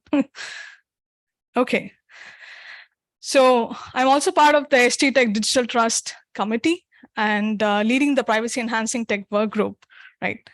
It's a tricky thing to actually have a talk just before lunch. And I hopefully will do the due diligence to keep you here and not run off to lunch since the cafeteria is right here. All right. So just a quick intro on privacy enhancing tech and how you can start the journey. We'll talk about that in our booth that we have. So one of my colleagues have actually written a book on practical data privacy, talking about how can you start embedding privacy in every aspect of your product lifecycle, talking through homomorphic encryption and differential privacy. We'll talk through a little bit of those in today's session, right? So do grab a copy if you are in that space and you're keen, right? Now, how many of you have this t-shirt? I know this is a very popular t-shirt that made rounds some time back where it says, "Trust me, I am from the internet." And it doesn't look valid today because if you say, "Trust me, I'm not from the internet," that makes more sense because when I say I am doing an online interaction, the first default thing is not to trust someone, right? Because that's how things have become. Right? So what does it mean for trust when you are launching your online application? Everyone's gone digital. You can't remain physical these days. Everyone is having a digital business, right? So last year, when the Digital Trust Committee was formed in SusTech, we were actually doing a lot of interviews, I think close to 60 plus interviews with multiple nations and multiple SMEs to figure out what does digital trust actually mean, right? And this is the definition that came out with, at the end of the day, is the confidence that the participants have online that my transaction is secure, my transaction is transparent to me, and you feel accountable for what you're getting from me. So today you get onto a website and they ask you, no, you have to accept all the cookies. My default reaction is, I don't want to be on this website anymore. Do you feel the same thing? How many of you feel that I'm okay to give data out? We all feel the same. I know folks who have gone off Facebook, gone off Instagram, gone off social media because, it's okay for me to trade off not being connected with my folks because my privacy is extremely important, right? So that is what digital trust means. And data privacy is central to digital trust. Making sure that personal data is preserved is central to digital trust, right? So what does it mean for citizens? I know today we had the keynote by Mr. Zekin PDPC on PDPC side, right? The first and foremost for citizens and consumers is, do we give them the confidence that they can come online? Their interactions are private, right? That's the first thing for data privacy for citizens or consumers. Now for businesses, it's not a liability, it's actually an asset. So a couple of years back, I don't know how many of you have seen this Apple ad that says privacy, it matters. That's their tagline, right? That is exactly their tagline to sell. And because this is a winning proposition that, hey, I'm giving you something that's gonna keep everything private, that is my winning edge. It's not a liability, it's an asset, right? And for governments, for the folks in public sector here, it's actually to do the balancing act. Now, I need to make sure my citizens are happy that your privacy is protected. I need to make sure the businesses are happy, and we're looking through some exceptions that, Mr. Zekin was showing this morning, is how can you still make sure that the businesses are growing, still balancing the act, and making sure that you have universal data access for policy making, right? It's this balancing act that governments come into play, right? Now, I don't need to say this, but I was just looking at the statistics on what are the costs of neglecting data privacy. And over the years, this has just grown and grown. Now, I'm just looking at 2022, there were 178 breaches, which is 65% more from 2021. And we are a place that we are striving hard, and still there is a data breach happening, not just in Singapore, in every part of the world, right? There are data leaks every day. What does it mean with a data breach? It's not that it comes in the news and we speak about them and it just goes and fades away, right? There is a reputational risk at play. When I know that there are so many personal data leaks that have happened from this particular organization, it's just going to diminish my trust. Your reputation is at risk, right? The third is the privacy debt. Every company thinks that I want to just put in my PDPA regulations towards the end of my development lifecycle. Let me just get over with it. But you accumulate so much debt along the way. And at the end, it pays off financially and also from a brand specific point of view. Financially, on an average, 5 million is the amount that an organization spends, and more than that on an average data breach from one of the IBM reports that was released last year, right? Now, moving on to a very controversial slide here, which is, it means that adhering to privacy regulations is good. Is it good enough, right? How many of you feel it's good enough? Let's just be, please feel free to challenge me, because adherence to privacy regulations is good enough. It's not good enough for data privacy. It's good. It's one of the important aspects to control. But what guarantees data privacy is to start thinking about privacy by design, like privacy first design, where you're not reacting every time a regulation comes. So today they have NRIC and name and address. Tomorrow they add something. Then I go to all my thousands of systems and start looking for that particular field. That shouldn't be the case, because that's how people actually leave everything to the end, right? To be able to be more proactive, to think about privacy as part and parcel of every product's life cycle from the beginning is extremely important. And this is not a very new concept. Privacy by design came close to 30 years back, where it says think about privacy proactively. And it's not just a thing that you need to do, but it's also a competitive edge, right? Now, we're going to be looking at, in this session, the intention is to tackle these challenges and talk through a little bit of these. And I would like to keep it interactive so that, please also give your comments while we are going through this. So some of the challenges in implementing privacy first design is, one, the lack of awareness of the technologies that you can take into account to architect privacy. So maybe a quick show of hands on how many of you have used privacy enhancing technologies, or how many of you know about privacy enhancing technologies? Okay, cool. Okay. So maybe this session is good then. We'll talk about PETs more. And it's even more important that speaking at NTU, where the research center is there for PET. So looking forward to connect with many of you on this one. The second is privacy versus utility trade-off. We'll talk through what is that. The last one is tech alone doesn't solve the problem. And we had a great session this morning on governance. Process and people, how do you make people accountable for driving a privacy first design is extremely important. And we're going to talk through each of these challenges one by one. So the first one, starting with, to give you a brief of what is the lay of the land that we call as privacy enhancing technologies, right? It's a mouthful of words that I'm going to be talking through in this session, but we'll try to break it down, right? So privacy by design, the phrase itself came through in one of the report on privacy enhancing tech. So simply put, what privacy enhancing technologies do is you don't need to compromise on utility of data if you want to keep it private. So you can still do your processing on top of data without revealing its sensitivity. That's the premise of PETs. And it's a beautiful set of technologies that if you're keen, we can go in depth offline on how does it work, right? When to use PETs. So when we started the privacy enhancing tech work group, and also in Thoughtworks when clients come to us, one of the things that people don't understand is PETs is this bucket of technologies, but how do I put to use, right? How many of you do here customer analytics, cross-selling, upselling, targeted outreach? Anyone doing custom analytics? One person. Okay. I was thinking like many of you are going to be raising your hands. Thanks for that. So custom analytics. Every business that wants to collect data, wants to cross-sell, upsell, find its segments where your customers are, which demographics should I reach out to, right? It's prevalent in every business.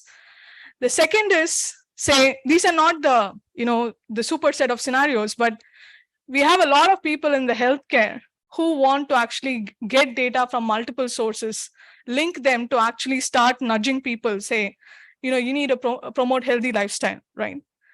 The third is sharing insights to the public, where I am doing some insight, but I want to open it up for without revealing any sensitive data, right? And building an effective fraud detection model.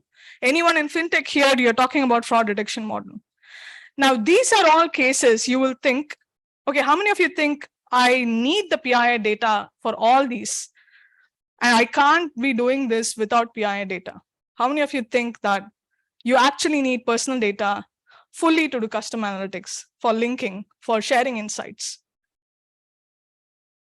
You don't need that, because that's where PETs come into play. So you're going to be looking at 4 terms. Don't be really worried by the complexity of these terms. And the intention is to break them down for you so that at the end of this session, you go back knowing that these exist and for what, right? Customer analytics, which is done in a very encrypted way, is homomorphic encryption comes into play. It's become very, very popular these days, with Intel investing a lot in homomorphic encryption. Linking anonymized records, very, very prevalent use case that IMDA, if anyone's from IMDA, I know that's one of the major use cases that we are looking at. How do you link between records without compromising on the privacy, where secure multi-party computation comes into play? How do I, I'm doing so much as an organization, can I release this into a marketplace without revealing info? Differential privacy comes into play. And the last one, a very, very interesting one, is everyone wants to build a model together. Should I give my data out to build the model? You don't need to. And that's where federated learning comes into play, right? So we're going to be taking a quick tour of these 4 techniques, right? So what is homomorphic encryption, right? If you are hearing it for the first time, I'll dissect this for you. Homomorphic means it's the same shape encryption. So that means this is a form of encryption where if I'm applying this technique on a data set, I can still perform those computations that I do on the raw data on the encrypted data. Let me talk you through an example. A very, very simple use case of custom analytics is me as a data owner wants to give out data to a third-party analytics service. Now, we all are apprehensive at that point because now there's a lot of PII data here. I don't have time to, anonymize that. What homomorphic encryption does is that you have a public key. It's the usual public key, private key that you would have seen with any kind of encryption. You have a public key, I encrypt the data set, give it to the third-party analytics. The third-party analytics will have the same public key and can perform those operations just like it's on raw data. Send you back the results where you are decrypting with your private key. And voila, what you have is the same computation you can do with raw data, you're able to do on encrypted data. And that's the promise of homomorphic encryption. And if you can just think for a bit, the possibilities of this encryption technique is pretty much everywhere where you're doing operations, as long as you have the ability to encrypt and decrypt it with your key, right? So you talk about medical data in terms of analytics on medical data. You're talking about privacy enhancing custom analytics, or you're talking about any kind of predictive analytics in IoT. Homomorphic encryption is a great technique to start out with, right? And it's also seen to be quantum safe. In a decade when quantum computing comes into play, you'll see that this is an encryption technique that seemed to be quantum safe, right? So this is the first technique, which is homomorphic encryption, right? Let me go to a much longer word here, which is secure multi-party computation, right? So imagine you and your 3 friends are coming together and you want to see whose salary is the most, right? And what do? You probably don't trust to give out your salary, but you also want to hear back, hey, my salary is the most among this group, right? But you have a 4th friend whom you really, really trust, and all 3 of you go to him or her and say, hey, these are all our salaries, can you give me the max? How many of you have such friends to whom you can go and talk about salaries? Anyone? There is one. Awesome. You got a great friend there. Okay. So trusted third parties are so rare in today's world, right? That's where something like secure multi-party computation comes into play, where it goes with the mindset, I can semi-trust people. I can trust them to an extent, but not so much. So when three organizations like this, say a hospital and a law firm and a payments company, want to get into a processing on finding out something in common, who is the customer base, who is in common. A secure multi-party computation, it also has homomorphic encryption running it as part of it.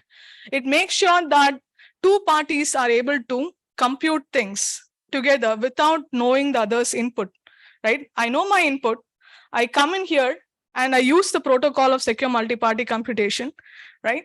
And come up with, being able to participate in the process. But at the end of the thing, what I understand is the output. So if I know my customer base, at the end of this computation, I know what is the overlapping customer base.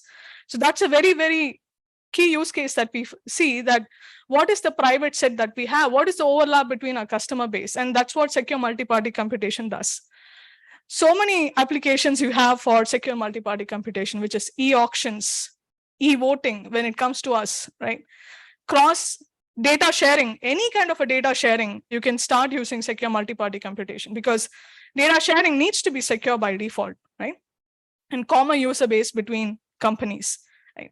So we saw homomorphic encryption, which is used, I can encrypt, I do processing on encrypted data and I decrypt it back. Your secure multi-party computation is a layer on top of that. How can you share data securely and participate in a very secure processing, right? The third is, many of you might have heard about this one, which is differential privacy, right? In 2020, when the US Census Board wanted to release their demographic data for analytics, they were thinking about how can I still give it out without compromising on the privacy of my citizens. So what they used is this technique, which actually introduces randomness in your data. That means that for analytics, the premise is I don't need individual data points. I don't need to give out that Sowmya is of this age residing there for analytics. What you need is probably information about which person on which age group is living in which part of Singapore, right? That's enough for data analytics, right? That's what the US Census Board did, is that they use differential privacy to introduce randomness in the data set, which is calibrated, which makes sure that your data points are not revealed, but the aggregate of the data still looks the same. And that is how differential privacy works. The Apple, Uber, everyone is using this in multiple aspects of their life cycle. So you can do secure customer behavior analysis. You can share data, demographic data securely. You can build recommendation systems using differential privacy, right? So the last one, which I think there are many use cases, even NTU has been looking at, is federated learning, right? Everyone wants to build a machine learning model. Think about, I have a regulatory agency, I have an NGO, multiple parties who want to build a machine learning model together, but no one wants to give their data out, right? And that's why federated learning comes into play. You don't need to give your data out. What you start out with is a baseline machine learning model, which you give to these parties. They will start training with their own local data sets, and they will share back the updates from the model back to this aggregator, whoever it is. And this person trains this on their data set, aggregates the updates, pushes it back. This is how many of our mobile updates for personalization happen, because you can't go and ask people to give me my personal data to actually build the model, right? So I'll probably make a quick move on a lot of applications for federated learning as well, right? So we spoke about homomorphic, great for confidential computing, secure multi-party data sharing made secure. Differential privacy is, can I actually minimize the amount of sensitive data that I give out? And federated learning is one of the privacy preserving machine learning model techniques, right? So I'm going to talk through two very key things. And one is privacy versus utility trade-off. right? If you're a customer, you say that I want the highest privacy possible, right? I don't care what you do with this data, right? Then you have your legal and compliance, which sit on the top of this radar where they say, hey, you need to adhere to PDPA or GDPR or the CCPA guidelines, right? But the data scientist is a poor persona who's like, hey, can I get some data to do these things, right? So when you need to do a trade-off is, can I use these technologies like PET and start drawing an acceptable trade-off where it's okay from a legal and risk appetite standpoint. It's also giving me utility, and the user's PII re-identification is also a risk that I can mitigate, right? Now, who is accountable for this, right? I know we talked about centralized governance this morning, and I want to slightly challenge and talk about federated governance here. The data mesh concept that started in Thoughtworks talks about federated governance. And federated governance means that each domain within your organization knows what their privacy versus utility trade-off is.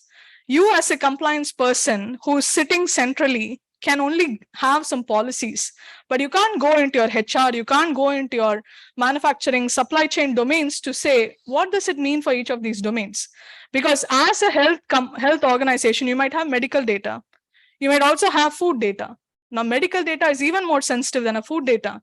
That means a data owner of medical would have much more higher privacy versus utility trade-off constraints than that of a food domain, right? So where we are going to in terms of process and people, it's the people who are closest to the data who can decide on this privacy versus utility trade-off, but supported by a central platform that we see here, a self-service platform that can give out these PETs to be used by these domains, right? So I'll probably leave you with the client story that has actually done this in Singapore public sector, where the business outcome that was needed was to actually build a data hub where we can link between citizens' medical records, which are anonymized in nature. And when we started out with that, we went through a lot of these PET techniques and then arrived at a secure multi-party computation-based one, where you can still anonymize. And people always struggle because I don't want to give away an RIC. You don't need to give away an RIC. The NRIC is anonymized. It's actually using one of these SCMP techniques. And we built a linkage which brought down the re-identification risk by 95%, right? And such linkages are possible for any other domains as well, right? So I want to leave you with 3 things, and happy to take questions after this or connect us in the booth. One is, if you are in the data business, you don't need to be a privacy engineer, you don't need to be a risk specialist, but if you own a data, think about privacy as a first-class concern when you're building a product, right? The second is, increase the awareness of PETs in your organization. That's what we intend to do from both Thoughtworks and the PET work group from SusTech point of view. How can you upskill your organization to start thinking about PETs just like any other software technology, right? The third is empower your teams who are closest to the data to think about privacy versus utility trade-off, right? And not just do as a very central responsibility, right? So with that, I'll pause for questions. We have our booth right there for Thoughtworks. I'll just do a quick intro. Like, we are there in, I'm going to be very bad with this, too sensitive, right? We are there in 50 offices and just crossed the 30 years, and we'll love to chat with you more on data and privacy, and happy to take any questions that comes through. All right, thank you very much. Any questions?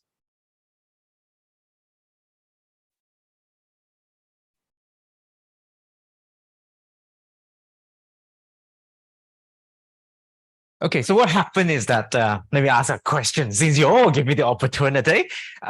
Privacy has been my research topic, so I'm sort of familiar with PETs as well.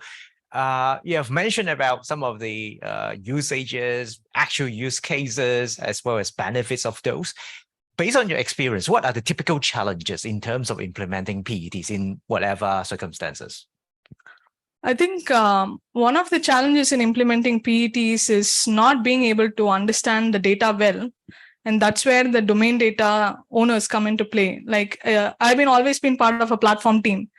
And when the platform team wants to implement PETs, it needs to know what is a sensitive data or what is a PII in a given data set, direct PII or a quasi PII in a data set.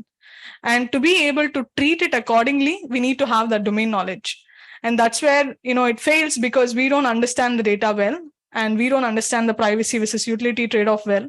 And that's been one of the major challenges. And one of the key reasons why we are pushing for a more federated governance approach in implementing PETs. Right?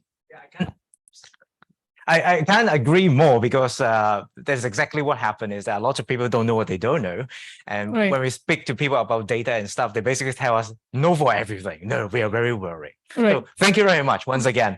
All right, ladies and gentlemen, you are the most beautiful audience that I've ever seen, really. We have now come to the end of our morning session, and may I invite you to proceed to level 3 for lunch. Before you go, please do allow me to remind you once again that we have an afternoon session that's going to start at 2 p.m. and I look forward to seeing you again. Cheers.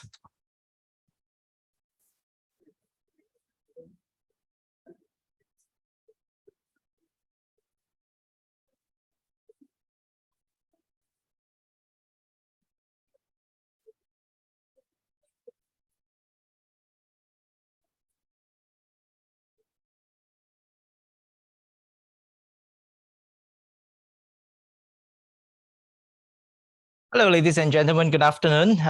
Welcome back. I guess lots of us are still having the coffee after lunch, but I'm sure they will be coming back in no time. So welcome back again to track 3, that is on data ecosystems and platforms. My name is Ben Choi. I'm an assistant professor at the Nanyang Business School. Welcome, welcome. Please make yourself comfortable. And I will be your track chair like the morning for this afternoon. We shall now get started with first talk. So let me first introduce to you to our speaker for this afternoon. Our first talk for this afternoon is about CDO research and practice in China, current status and future development. Our speaker, wonderfully, is Professor Huang Wei. May we now put our hands together to welcome Professor Wang on the stage and to tell us more about his presentation. Thank you very much. And don't forget to scan the QR code for your Q&A.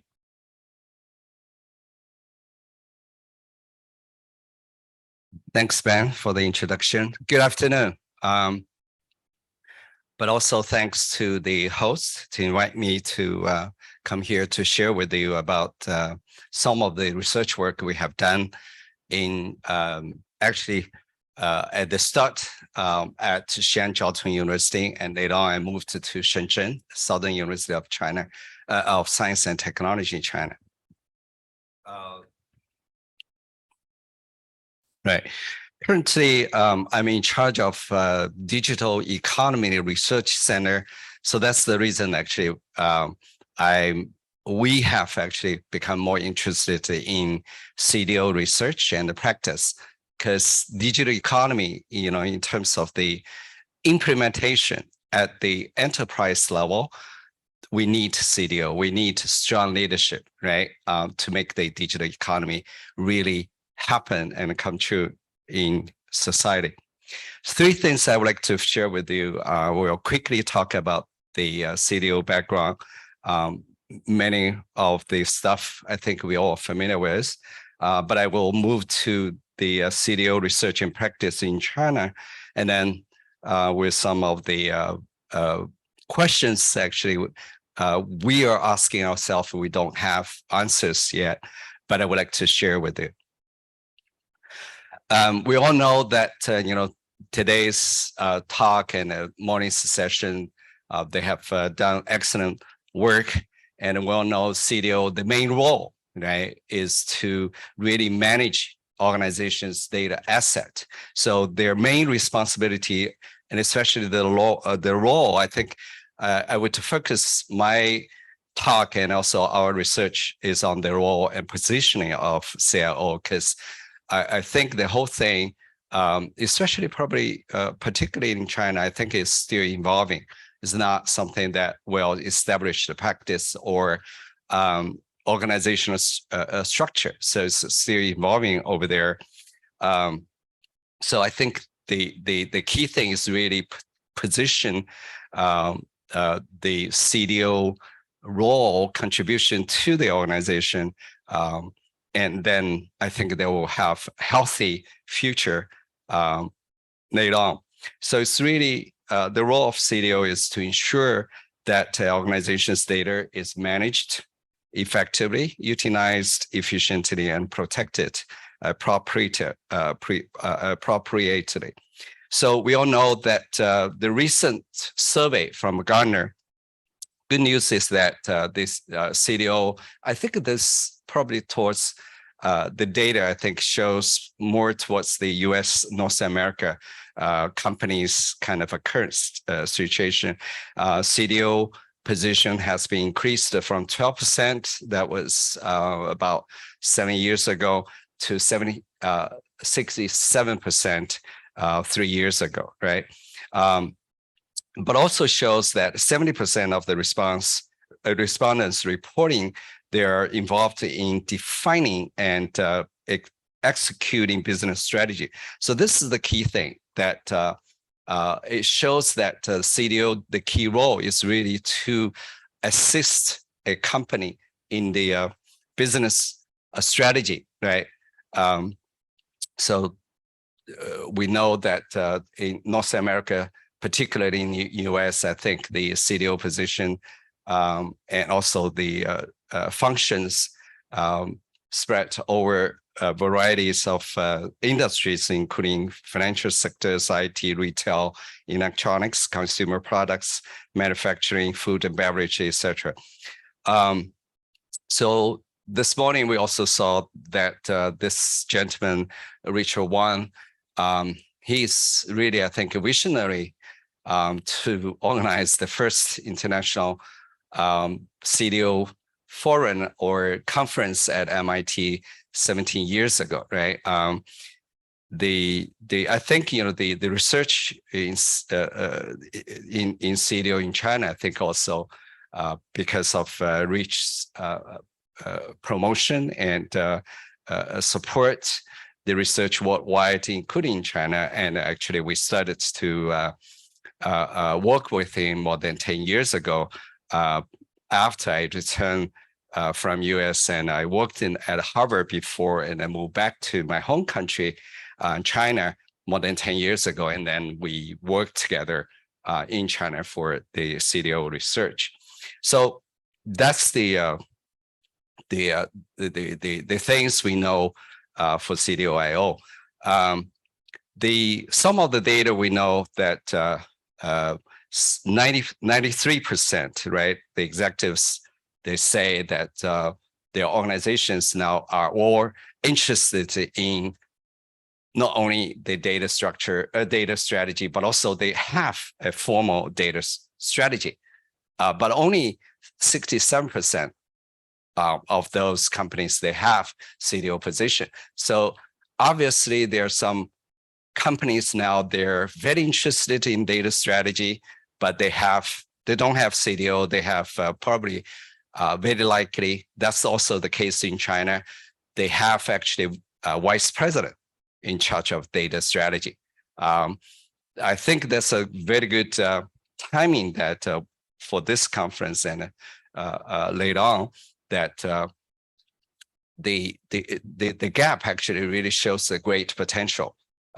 Thinking the Asia Pacific, particularly in China, I think probably less than half of the companies they have the CDO position, even though they do have C-level executives in charge of the data strategy, similar to this New Vantage Partner survey. Well, and when we talk about the CDO role, this new Experian data quality CDO survey also supported the similar finding, right? 86% reporting they're involved in business strategy and decision making. So we know of the now, in summary from industry, the majority of the companies having data strategy in place, and especially those companies that have CDO position, they're largely in charge of the working out data strategy to support business strategy, right?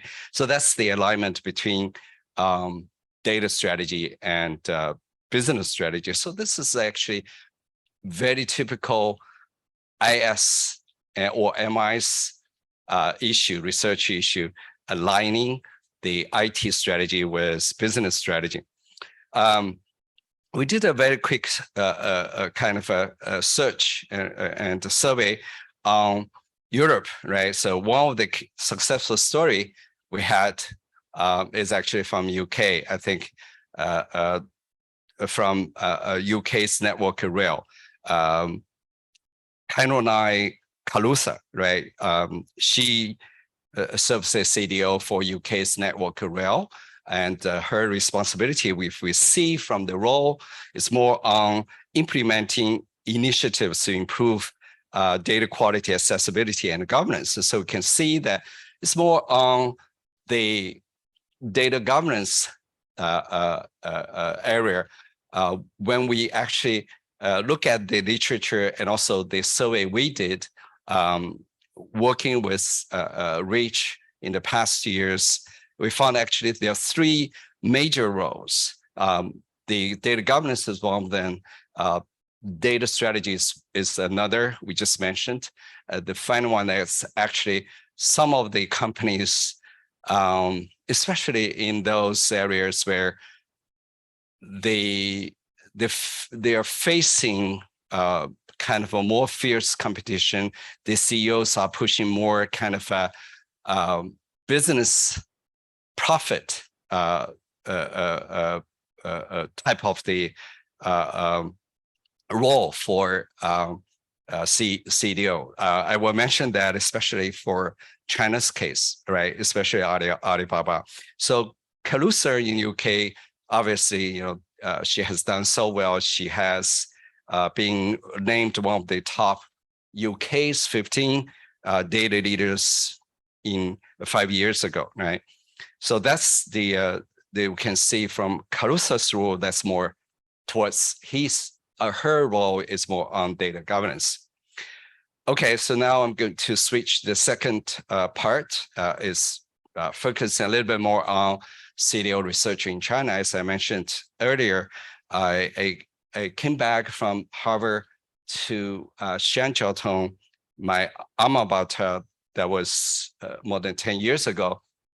So we actually studied, when I was in Harvard, I attended, but also had a very, being attracted by Richard Wong's CDO conference being organized at MIT each year. And I really share his vision. And so we sent our faculty, when I came back, become the business school dean of Shanjiaotong. So we sent our faculty to MIT. That's the start, actually. I think that's quite sure is the first research collaboration with Rich at MIT on CDO research in China. So that started in 2012. Anything when we started, earlier, actually, we have challenges, right? And also barriers. Even though actually, more than 10 years ago, we had our first research center being set up at the business school in Shanjiaotong. And we specifically focus on data science and information quality. One of the things, the complaints I received from some of the senior faculty, they went actually to the president of the university.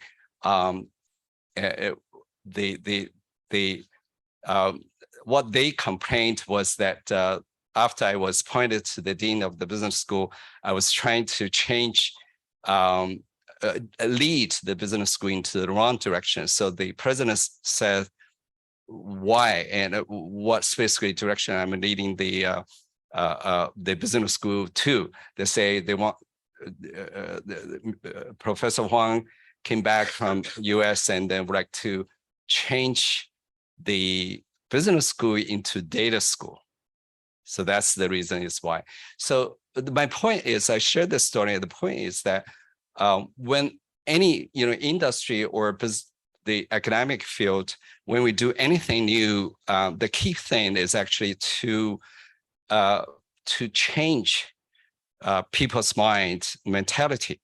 When they do not catch up with you, it's very difficult to move things forward, right?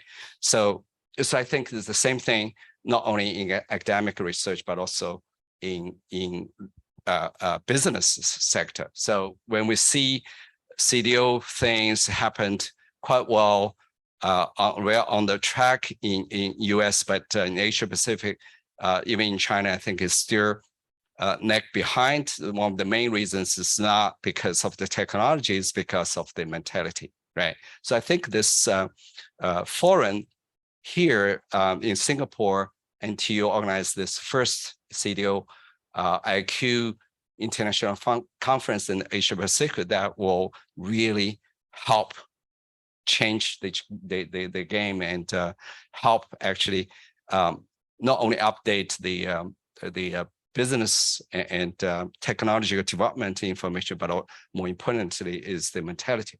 So this I will go very quickly. We invested our time, and we have some faculty who would like to share our vision. So participated in the research and work with MIT to organize the international conference. That's ICIQ 24, and some of the research papers, because I know many of us here, they are probably from industry, so I'm not going to go through some of those academic research details, but some of the things we touch is more actually for academic research in CDO. I think we more interested in the data governance in terms of the data quality, right? Things like that. But this one is actually collaboration between Shenzhou Business School Research Center with Rich Wong and Yang Li of Northeastern University of Boston. So this came up with a research paper, MI's Quarterly Executive.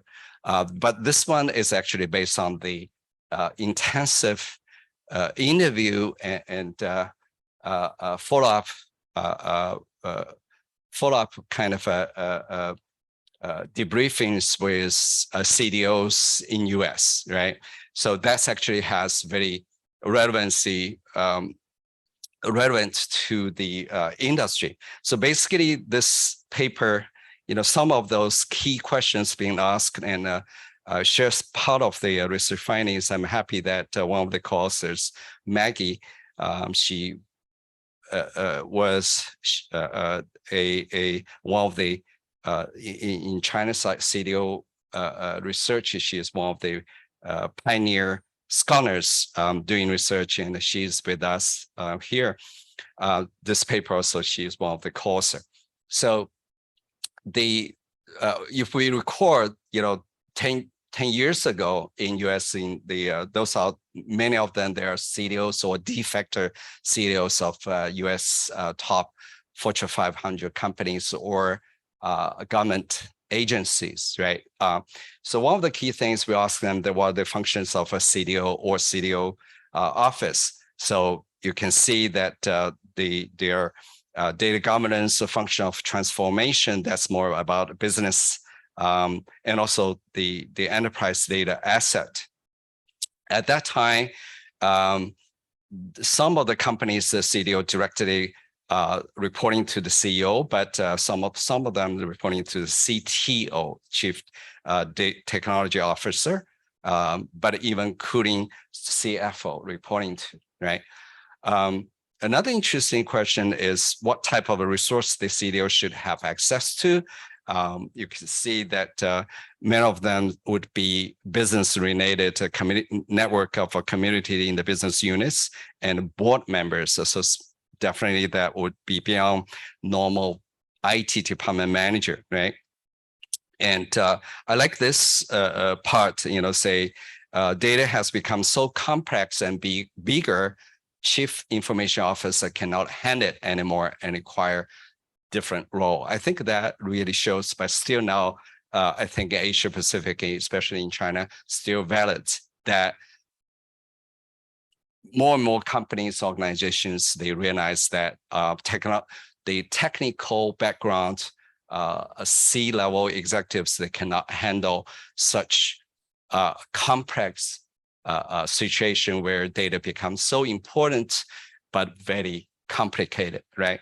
So that's, I think, the key positioning for CDO, not only in US and North America, but I think in Asia Pacific as well. What skill set the CEO possess? That's 20% technical issues, business issues, 80%. So all this actually we can see the CDO idea, the role we all from above discussion presentation, we know is more on business side. On the other hand, but it does have technical favor, so that normal business background graduates may not be able to handle well as well. So it would be a cross-disciplinary thing. The ideal person would have both business background, education, and also IT, right? So that's actually very interesting, but also very challenging. So based on this intensive kind of a survey and deep discussion, so they came up with this 3-dimension qubit framework that actually provides a guideline for companies to analyze the need for a CDO, and also how actually they can really create a CDO whose responsibility would be very suitable for the specific business type and a business strategy of a company. So that's the model. The 3 dimensions, their collaboration direction in terms of the direction from inwards versus outwards, data space, traditional data versus big data, and also value impact, whether it's internal, more kind of internal service, or it's more strategic kind of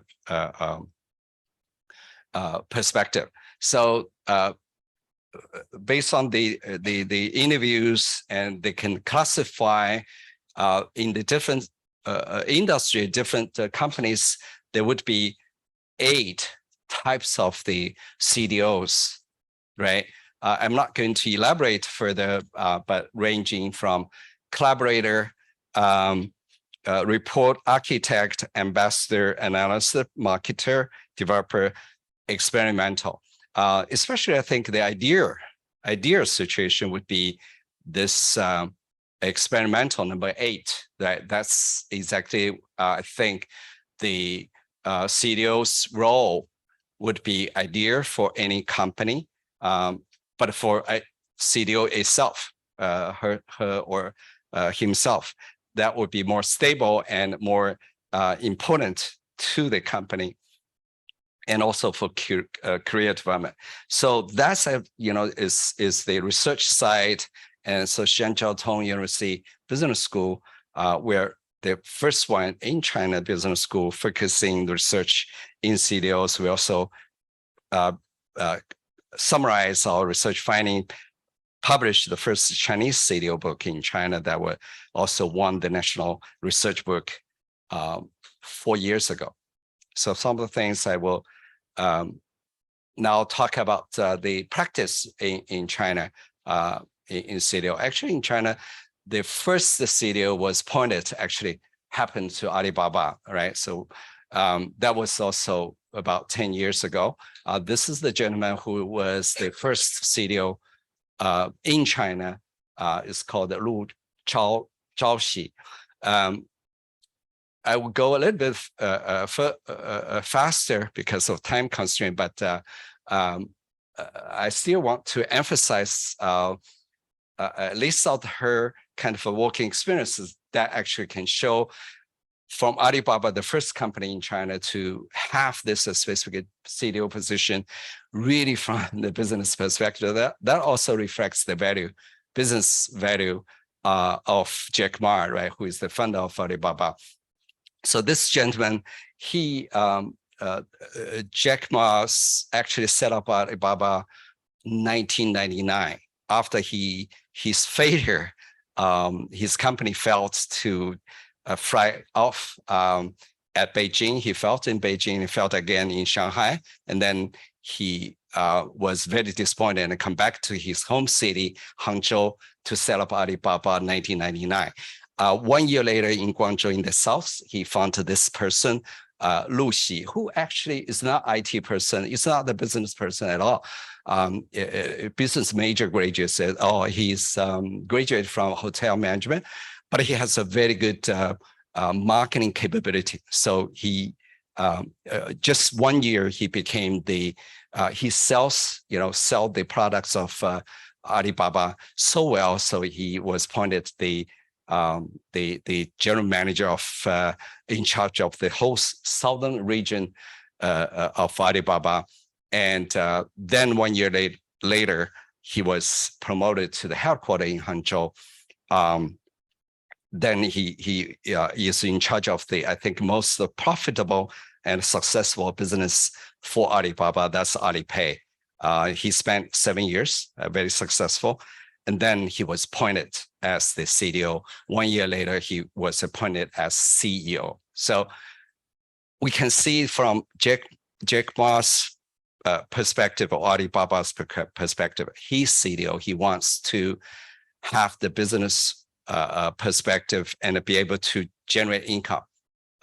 So he doesn't really want to emphasize on data governance too much. That's from business perspective, Jack Ma, I think, is a little bit more kind of empty talking in a business sense. So the second one actually succeed Lu Xi is this gentleman. I mentioned this is really showing from China's practice. When we did our research, we found actually the Chinese company, they're, especially those Jack Ma, Alibaba, they're very business oriented. So this guy actually, they have a very good education, computer science from undergraduate, and went to US Carnegie Mellon University, received 2 master's degrees. One is public policy, another one is information management. And he published 2 very influential books about big data, summarizing his working experience in US for 9 years. So he was actually appointed to CDO, actually vice president in charge of the big data for Alibaba. But he was at this position for only more than 1 year. He was, Numa says he probably was forced to resign. So anyway, he left the company more than 1 year later, even though he has, I think, very visionary in terms of CDO, in terms of strategic planning wise.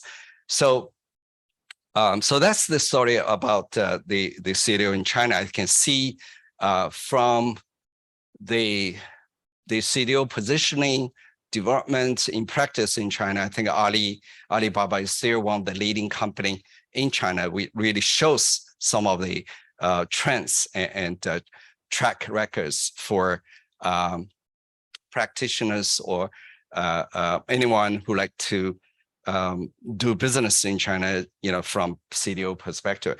They really needs to generate income for a company. I think Jack Ma, from his track record, his senior executives, he acts very fast to appoint VPs or CDOs. That's not the problem. But normally, he would give you 2 years. If you don't deliver hot money, you will go. Right. So that's basically the pay is very good. The package actually from this Mr. Tu, he says, is very good, very attractive. That's why he quit the job from US, come back to work for Ali. Anyway, back to the key point from research. I think that's the gap actually, from our research and also industry investigation, we know actually this CDO job, and in terms of the qualification, in terms of responsibility and the skill sets, all pointing out, CDO obviously is more business oriented, should, the three things CDO should know and should do well: data strategy, data governance, and also generate income, right? Those are the three things. However, in general, the current situation is that we search and we did a kind of a summary, and most of the advertisement, looking for CDO or de facto CDO position, they would say that this person should have a bachelor degree in IT, computer science or related. However, as I mentioned, their main role is actually to generate income or doing the data strategy. Let me ask one quick question. I know many of us here are from industry. How many, probably your job is related to data strategy, or your company have a CDO or de facto CDO? I would like to ask you, say, how many of your companies you have VP in charge of data strategy? They do have a bachelor degree in computer science, not in business discipline. How many of you? Okay. And how many of your companies, your CDO or de facto CDO, they have a background in business discipline? Okay.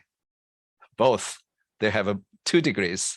Master. Okay, but probably that's actually the question we have, and also I actually would like to summarize and conclude my talk. I think from because I'm also from business school, and I think the key thing for CDO, I think that's the future, right? We know the ChatGPT is here, and AI technology would be more important. Then we need someone, especially, it doesn't matter whether it's called the CDO or not, we need someone at the C-level to manage the data asset for a company. The key thing is, if we do need someone who knows IT at the same time knows business, the quick question is, which kind of a mindset this person, ideal CDO would have, come first, would be more dominant.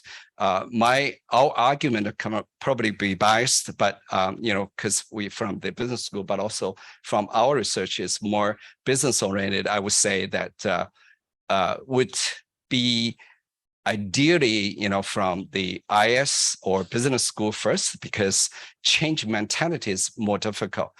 From the case study I just mentioned from Alibaba in China, this person actually has perfect kind of a background in computer science, and also clinical management, master's degree in information management, and a public policy double master's degree, 9 years working experience in US. But I think he doesn't kind of make Jack Ma happy, because he talked too much. He published a book. He has a very visionary kind of stuff planning, but he didn't deliver profits in 2 years. So he has to leave. So my point is that for CDO, for educator, researcher, but also for companies, if you develop your company's CDO position or things like that, I think the emphasis would be more towards the business rather than technology, right? So that's actually what I would like to share with you, some of those things. Other things, if you would be interested, well, more than welcome to communicate and talk with me after the talk. Okay, with that, I know my time is up. Thank you. Thank you very much, Prof. Huang. Is there any questions from the audience? Certainly half an hour is not enough to do justice to your experience and knowledge to share with us completely. Thank you very much, Prof. Huang. Next, we have someone from Grab, and I'm your platinum customer. We have Mr. Nikhil, Head of Data and Analytics from Grab, to speak about building data-driven products and at scale. May we welcome our speaker, please? Thank you very much.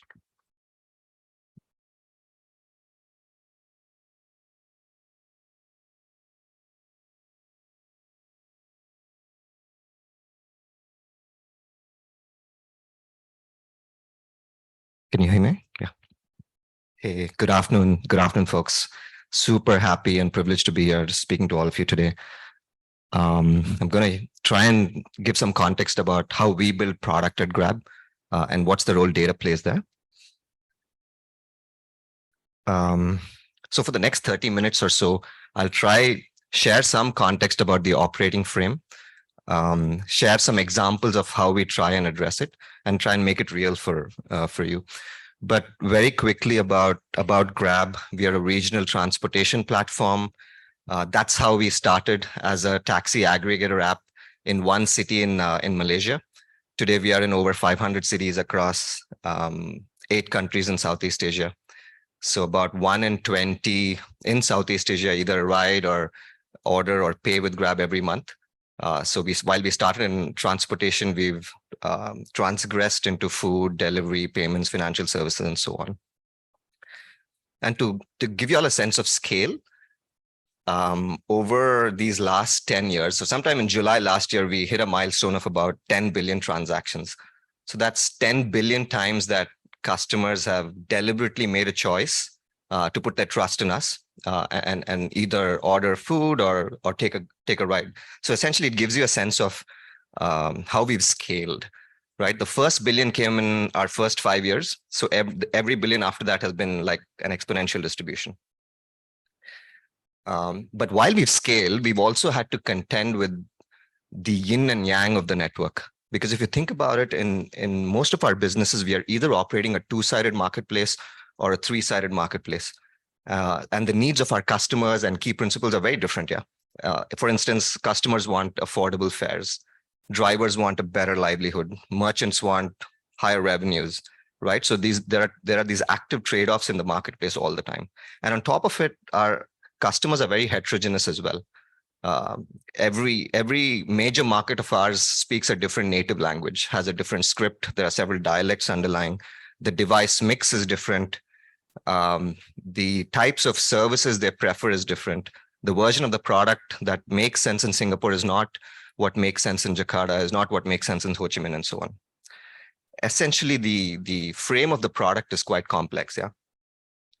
And if you think about it, we've had to sort of navigate in this storm of trying to scale geographically, add new service, and at the same time try and be relevant to address the needs and nuances of our heterogeneous customer base.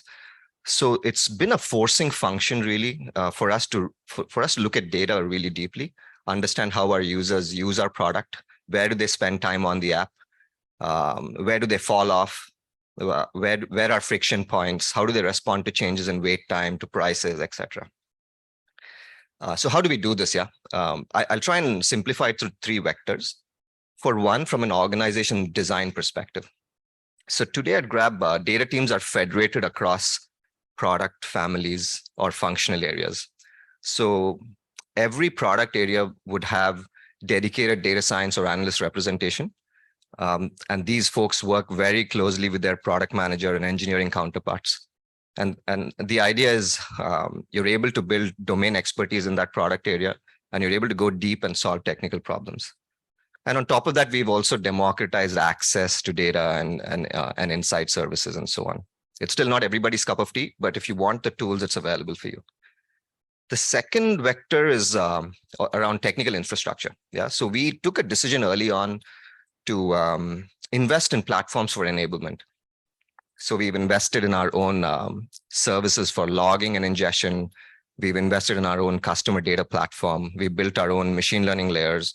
And to underpin all of this, we've even built our own experimentation platform. Now, what this allows us to do is it allows teams to set up all sorts of controlled experiments. These could be at the customer level, at the session level, at a segment level. These could be front-end design experiments. These could be back-end algorithmic experiments. These could also be adaptive experiments where the system itself is trying to explore and exploit inefficiencies in a certain objective function. And the third thing is we've been cultivating a culture of experimenting and prototyping and testing. So teams are empowered to address problem spaces in their area. they've got all the tools they need. They've got access to the data. They're encouraged to experiment. We have weekly check-ins. We have horizontal forums that are driven by cross-functional teams where folks can bring either early hypotheses or completed experiments for feedback, for discussion, to evaluate alternatives, and so on. So essentially, we encourage folks to experiment. It's okay to fail. We celebrate the wins. We also celebrate the losses, but as long as we're learning from those failures. So in summary, teams are empowered to build. They can access and work with a lot of data, and they are encouraged to, and they're able to prototype. And this enables two things for us, yeah? So one, it allows us to build data-led intelligence deep into our product. And two, it allows us to experiment rapidly at scale. I'll talk a little bit about both of these with some examples. We'll start with how do we build intelligence? So I was thinking about what kind of example can I share here, right? And I said, let's take the most straightforward use case. You're trying to book a ride. Most of y'all may have tried it, but it goes something like, hey, you plug where you want to go, you check the price. If you like it, you book and you're allocated a car, right? At the top end of it, it's super simple, but let's peel the onion a bit. This was my homepage yesterday morning when I was going into the office. So you'll see a little CTA there that says ride to office. What we're doing here is actually solving for two problems. Yeah, predicting where you are first, and then predicting where you want to go. So underneath the simple CTA is we are solving for two inferences. One, a pickup prediction, and two, a drop-off recommender. Okay, so assuming we got the conduits of the trip right, the next thing you do is you're checking the price, right? So on this page, at the very least, there are at least three data science workflows running. Yeah, so one, we are trying to predict vertical affinity. Does the customer want just grab or grab share or something else, right? At that point in time, because these preferences change, we're estimating the route that given that point of time, that's most likely for that trip. And we're also estimating fare. Fare is a complex data science problem as well. It looks at coefficients of time, of distance, but also of demand and supply. So assuming you like the price, you click book. And now we have to solve this complex problem of matching a vehicle to a customer. In the old times, the naive approach would be to just find the nearest driver to a customer, right? But when you're at scale, and when you have at any given point in time a large number of customers looking for a set of drivers that might be passing by or within a geo hash, that naive approach will not work, right? So think of this as a very large scale mixed integer optimization problem, where at a point in time, we're trying to allocate customers with available drivers and keeping in mind the nuances of driver preferences, i.e. the propensity to accept a job, the propensity of the driver to accept a job, right? And if you take a step back and think about this prediction is running, or this service is running at a geohash level across Southeast Asia all the time. Yeah. The couple more inferencing services here, I won't go into detail, but around estimating traffic, around estimating ETA. But essentially, among other things, we're looking at signals like GPS ping, speed profiles of drivers, and so on. But what I wanted to sort of demonstrate was what we see as a simple 2-3 touch process can be deeply improved by integrating intelligence into it. And that's one vector for us to build good product. Usually you start, of course, with simple heuristics, that data-led intelligence can provide, but then build sophistication over time. Okay, so the second dimension is around experimenting at scale. And for this, I'll go back to 2018. Yeah. So if some of you remember, this is how our app looked like back then. We were very much a transport-focused platform. It was a map-first kind of an interface. Yeah. And back then, we were just starting to experiment how We can enable newer services like food and deliveries, etc., for our customers. But the key insight from the data was that less than 4 people. So if you see that, there's a drop down there on that screen, and the key insight was that less than 4% of users were interacting with other verticals, let alone transact with them. Yeah. So since this is an intimate small group, I will maybe ask for ideas on how, anyone wants to take a stab at how we may have improved this. So the problem is we have verticals beyond transport. We have them in a drop down today, and we want to improve service discovery. Yeah. Okay. It is an option. Okay, what we did was a little less intrusive. Yeah, we just changed the drop down to tabs. Yeah, so you still have to tap, but you're making that service discovery a little more apparent. Any thoughts on if this worked? How many in the audience think it worked? Raise of hands. So the rest think it didn't work, huh? Well, the thing is, it didn't really work. And so, it's a perfectly viable option. But what we saw was that service discovery materially did not change at the network level. Yeah. Okay, so then we tried a few other iterations, and I think the gentleman in the back there was close to one of those iterations, right? Like where we said, let's make service discovery even more apparent. So this was one of our first iterations of where we put a tile in the homepage, and we said, hey, let's surface it by default. Any thoughts on if this worked? Or raise of hands for those who think this worked. Okay. So everybody, okay. So more still think it didn't work. Experience still remains. Yeah, the underlying experience beyond this is all the same, right? Okay, so it worked and it didn't work. Yeah, so service discovery, of course, went up. More customers were discovering the services, right? A lot more than 4%. But conversion for transport dropped. Now, back then, transport or mobility was our mainstay. Yeah? So if conversion drops, there are real implications to the business. Okay, so what did we do then? Yeah, we said we went back to that first dimension and we integrated intelligence, right? And intelligence came in the form of this widget we called one-click book. And the thesis was simple. Customers are predictable. Some of them are boring. If you're like me, you're probably going from home to work in the morning and coming back from work to home in the evening on weekdays and doing nothing on weekends. Right, like so, it's a fairly constrained prediction problem, and we said, hey, we can predict trips reasonably well, right? So let's put that as a widget there. So while we are enabling service discovery on the one side, we are also trying to amplify transport conversion as well, because you have all the conduits of your trip. You just click once and you book. Any raise of hands on folks that think it worked? Okay, more folks think it worked.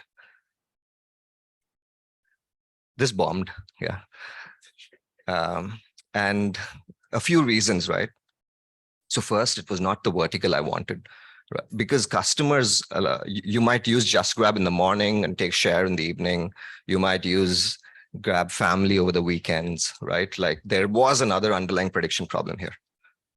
It was also not the trip I wanted. While we were tight with our inferencing and prediction, there are sometimes you get it wrong. And third, another factor was it didn't allow for users to plug their promos in. Yeah, so it really didn't work. Any thoughts on what we may have done next? Anybody wants to take a guess?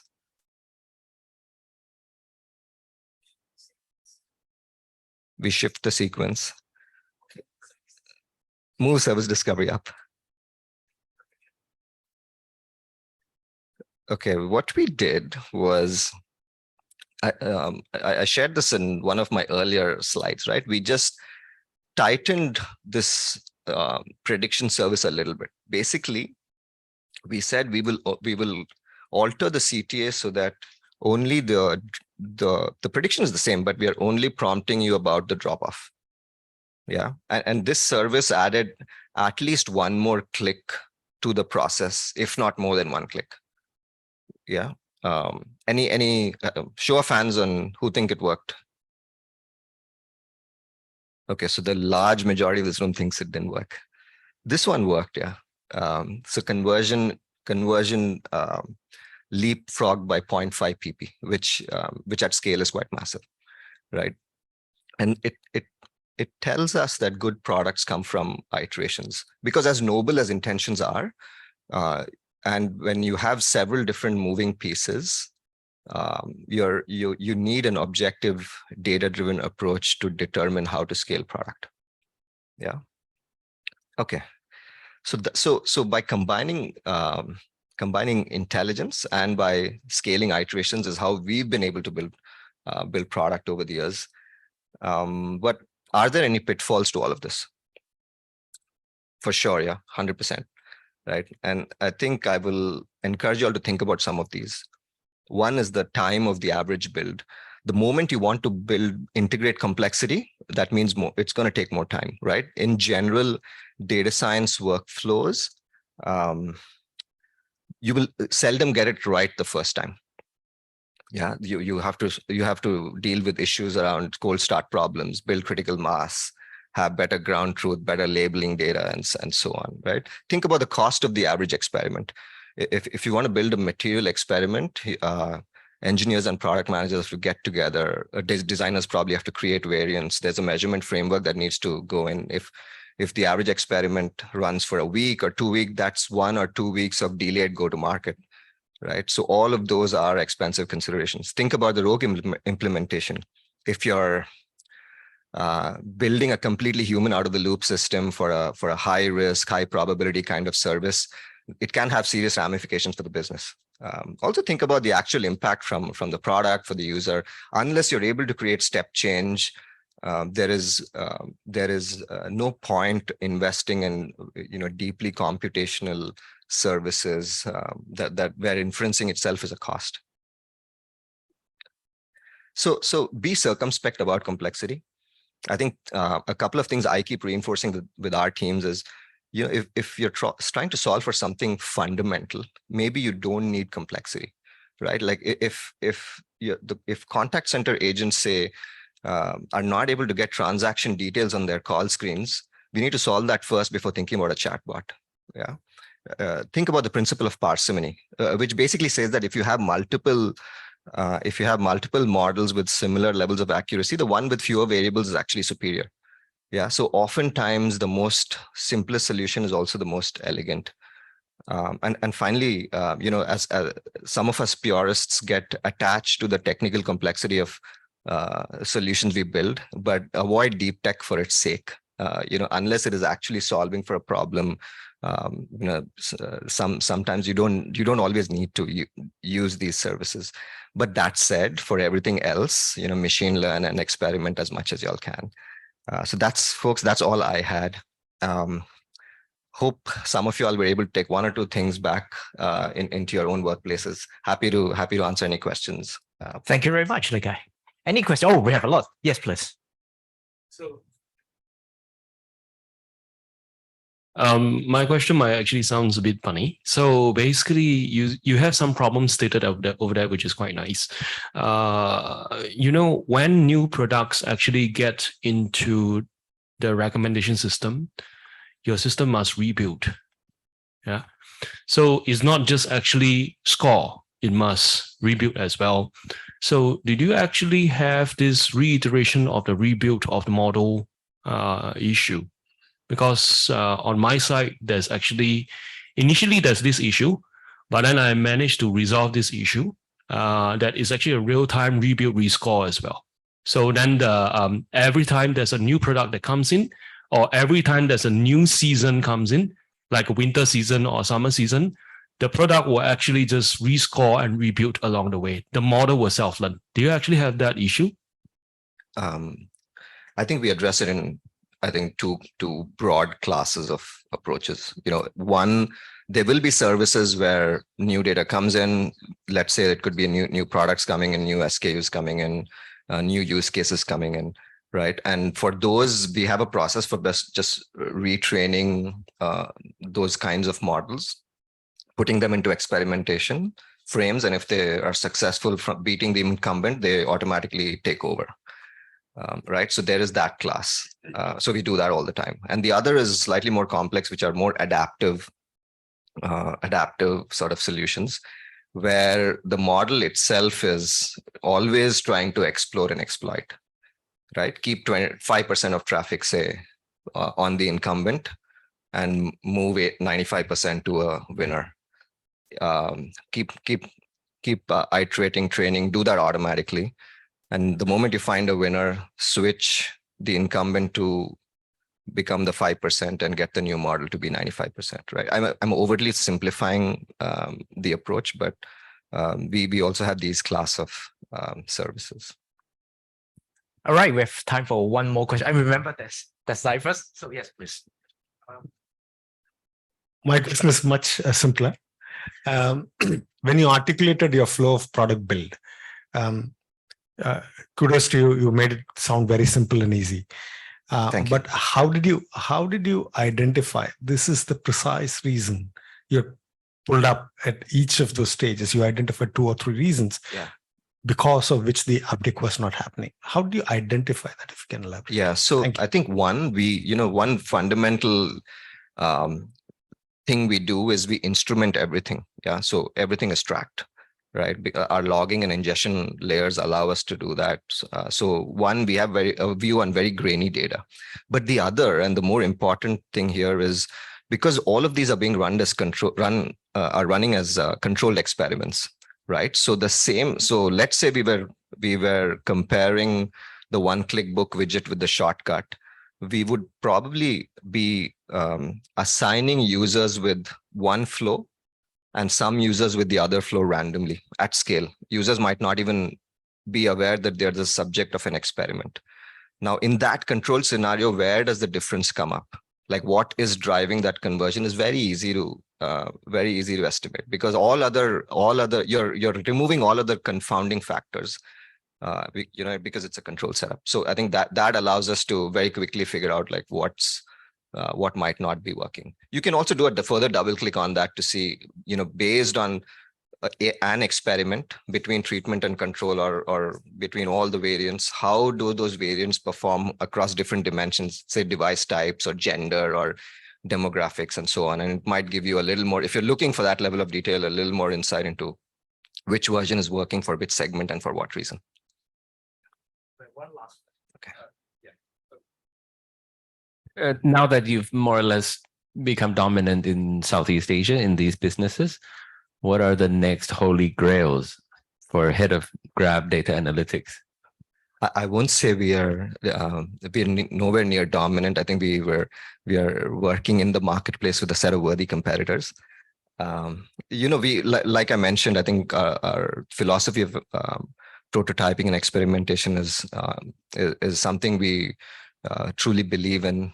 So we are trying a bunch of things all the time, and many of them fail. Yeah, like some of them stick. So I don't really know what will stick, but at this point we're also looking at what do LLMs and generative AI mean, and how can that it's the flavor of the season, but like how can that sort of help us in our next phase of growth? I'm very sure you can tell me what is the best time to order a Grab.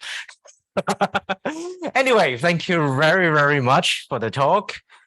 Okay, we shall now welcome our third speaker for this afternoon. That is Dr. Xiaoli, from who is the department head, Machines Intellections, I2R A*. Welcome, Dr. Li. He will be speaking to us about data-driven green AI, challenges and innovation. Thank you.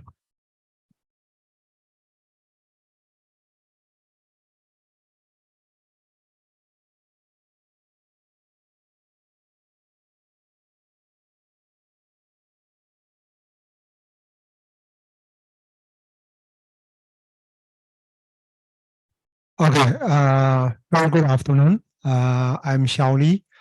Today I will talk about some of the data-driven green AI challenges and the innovation. I'm leading a department which consists of 130 AI and data scientists, which is a government-funded research organization. I'm also adjunct professor in the NTU, School of Computer Science and Engineering. This is my Google Scholar page. I'm basically developed some of AI and machine learning techniques, specifically handle some of the, let's say, time series sensory data, and sometimes we don't have a sufficient training data. How do we train the AI model and so on? This is the agenda. So basically, I will provide some of the background and the challenges. Then I will introduce some of our innovation in terms of sustainable AI. And then finally, I will conclude. Okay. I think AI has achieved remarkable or significant improvement and success in many areas like computer vision, natural language processing, and so on. And it play goals and winning the champion. It predicted the protein 3D structure, which is very accurately. But we can see actually AI recently, it also consume a lot of energy, right? Generate significant carbon footprint and so on. So I would like to use this to illustrate some of these problems. For example, this is just comparison of the different cases to generate carbon dioxide. For example, if you do a round trip from the New York City to San Francisco, so you consume about 2K this pound of carbon dioxide. Okay, for human beings per year, we generate 11K pounds of carbon dioxide. US car a year, basically in a lifetime, consume 126K pounds of carbon dioxide. In comparison, we take a look at the AI model. Let's say AlphaGo consume 207 carbon dioxide. Okay, when you train such kind of AlphaGo, and the transformer, which is let's say Google developed this to take a lot of encoder, decoder model and doing a lot of attention. It actually has a lot of parameters, 213 million parameter. It consumes 600,000 pounds of carbon dioxide.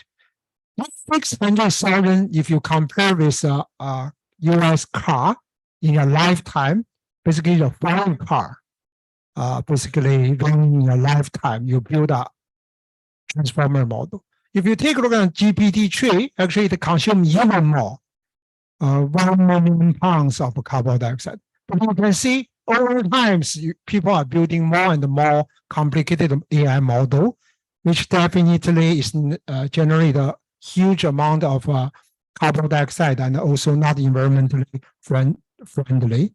So in the future, when we develop AI model, so we hope to take the environmental impact into consideration, not only in AI training or development, but also for AI for deployment and so on, right? So these are some of the important aspects that we need to take into consideration.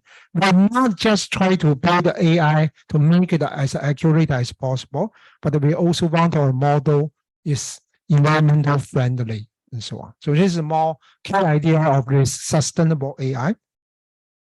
And I think we know this large language model. Everyone wants to build large language model. But sometimes people say, I will build a large language model for, let's say, AI for education. I want to build a foundation model for healthcare and so on, right? So it really consumes a lot of energy. In fact, I think currently people believe only those big companies like Microsoft and Google, they can train this large language model. And many other organizations, if you want to train, at the end of the day, maybe you spend a lot of money. In the end, you didn't get a very good model, right? So this is a big issue. But how much energy has been consumed by ChatGPT, for example? I think this OpenAI, Microsoft, they don't release specific the amount of energy has been used. What is the equivalent carbon dioxide has been generated, right? But this is definitely one of the most important issue for generative AI. People always want to generate a very powerful AI model, but this is not so sustainable. Okay, this is some of a huge competition. I think why not we ask this ChatGPT a question: how much energy does it take to train you? Okay. Then it replied, right, I think quite nicely in a few paragraphs, but it didn't release exactly amount of the computational model has been used, right? You see, I was trained using a significant amount of computational resource and energy. However, the exact amount of energy used during my training is difficult to estimate, okay? And you see, depends on many factors and so on. But in the second paragraph, it mentions safe to say training large language AI model like me requires significant amount of energy, both in terms of electricity consumption and computational resource. You see, according to some of the estimation, training this ChatGPT consume several hundred to several thousand kilowatt of the energy, right?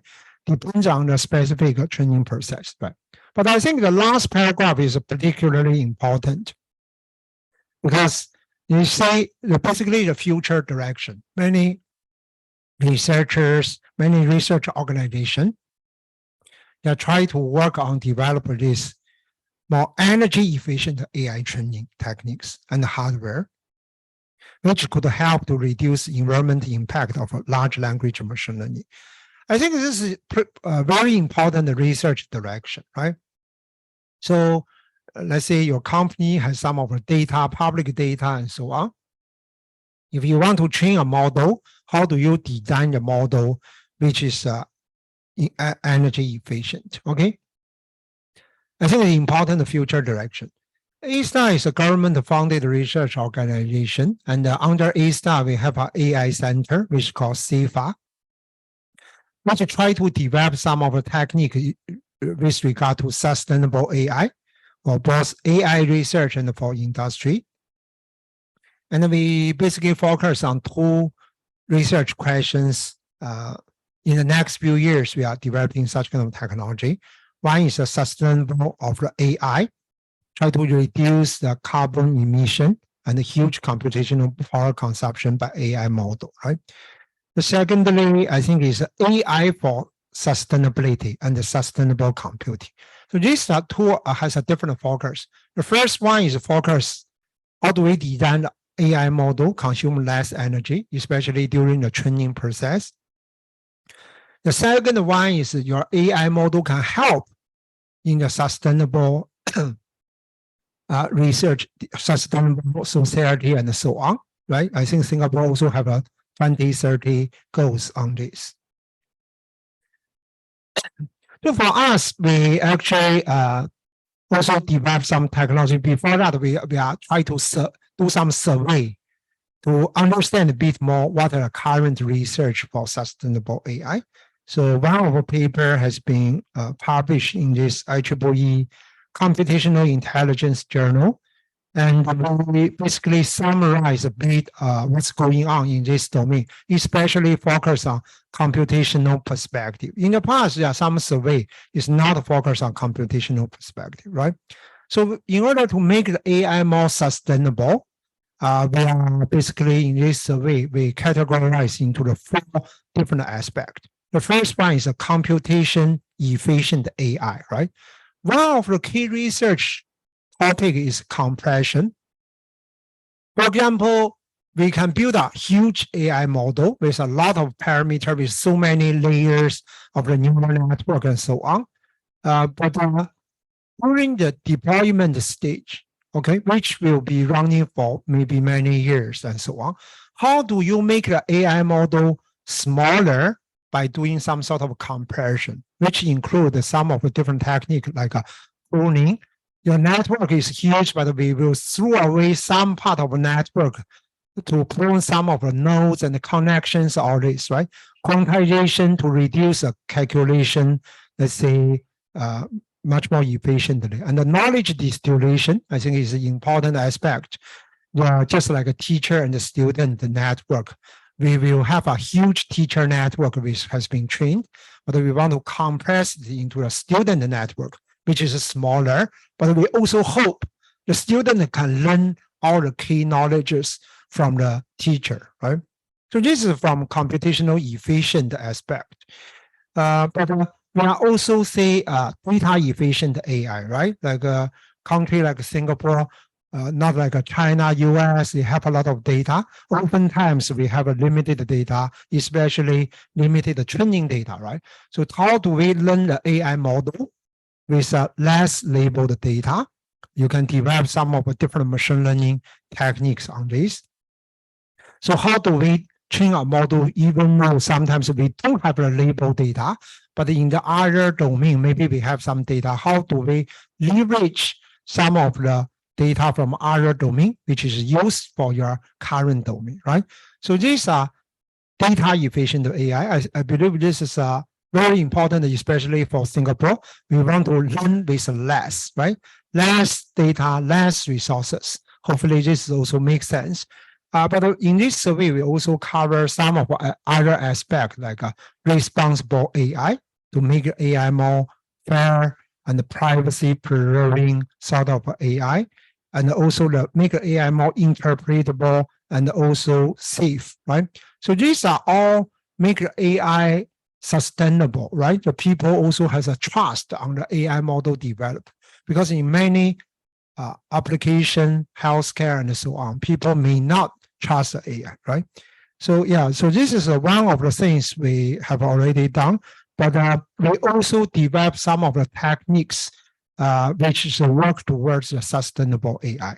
I will introduce some of this work. Some are maybe a little bit technical, but I will give you the high-level idea. We do look for the opportunity to work with you guys, right?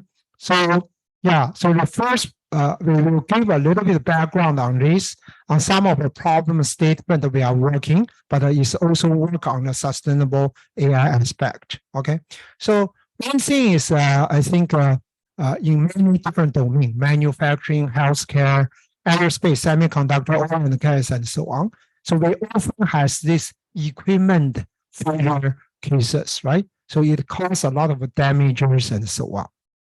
So here we give some of example like a bearing failure, gearbox failure, blade break, and so on. But basically, a lot of existing systems like airplane, engine, power network, electric machine, and wind turbine, all these actually request the reliability and the robust safety, right? So this is so critical. So how do you perform some of the leverage AI to learn from large amount of data to build AI model so that you can reduce equipment downtime, decrease the maintenance costs, increase machine availability will be a critical issue. I can see we choose this research topic is because it has a many real-world application. So we can also see actually the equipment downtime costs millions of dollars. So the predictive maintenance is a holy grail of industry IoT, according to International Data Corporation. As you can see, for the liquefied natural gas platform, a day the loss is 25 million. For offshore oil platform, 7 million per day. For auto manufacturing, per hour is 1.3 million. So we can see this is actually a very important problem. If people can solve this problem, really can generate a significant economic impact, right? All right, so actually AI can be used for some sort of condition-based monitoring. Usually people are doing these three types of work, right? We will say diagnostic, prognostic. basically each equipment, they have their sensor data to sensor attached to the equipment so that we can monitor the health status of this. This could include some sort of like a vibration sensor, pressure sensor, current sensor, acoustic, temperature, all these sensors. Basically just like a doctors to do some sort of diagnostic based on signals of our body. So this one is based on some of sensor signal on the health status of the equipment, right? So diagnostic basically is try to figure out what component has a fault and what is specific location, what is a root cause. All these are diagnostic problem. A prognostic could be some of the equipment currently is still in normal condition, but try to predict the potential failure, right? And also people are doing a very important research topic called remaining useful life prediction, which is quite important for some very expensive equipment, right? Let's say in aerospace domain or other domain. Some equipment is very expensive, but sometimes you take a look at your manual to say, oh, this equipment can be used for 5 years, but it depends on how do you use it, right? It could be used for 7 years, right? It could be used for 8 years and so on. So how do you estimate this? So I think these are some of the important research problem, has a huge impact.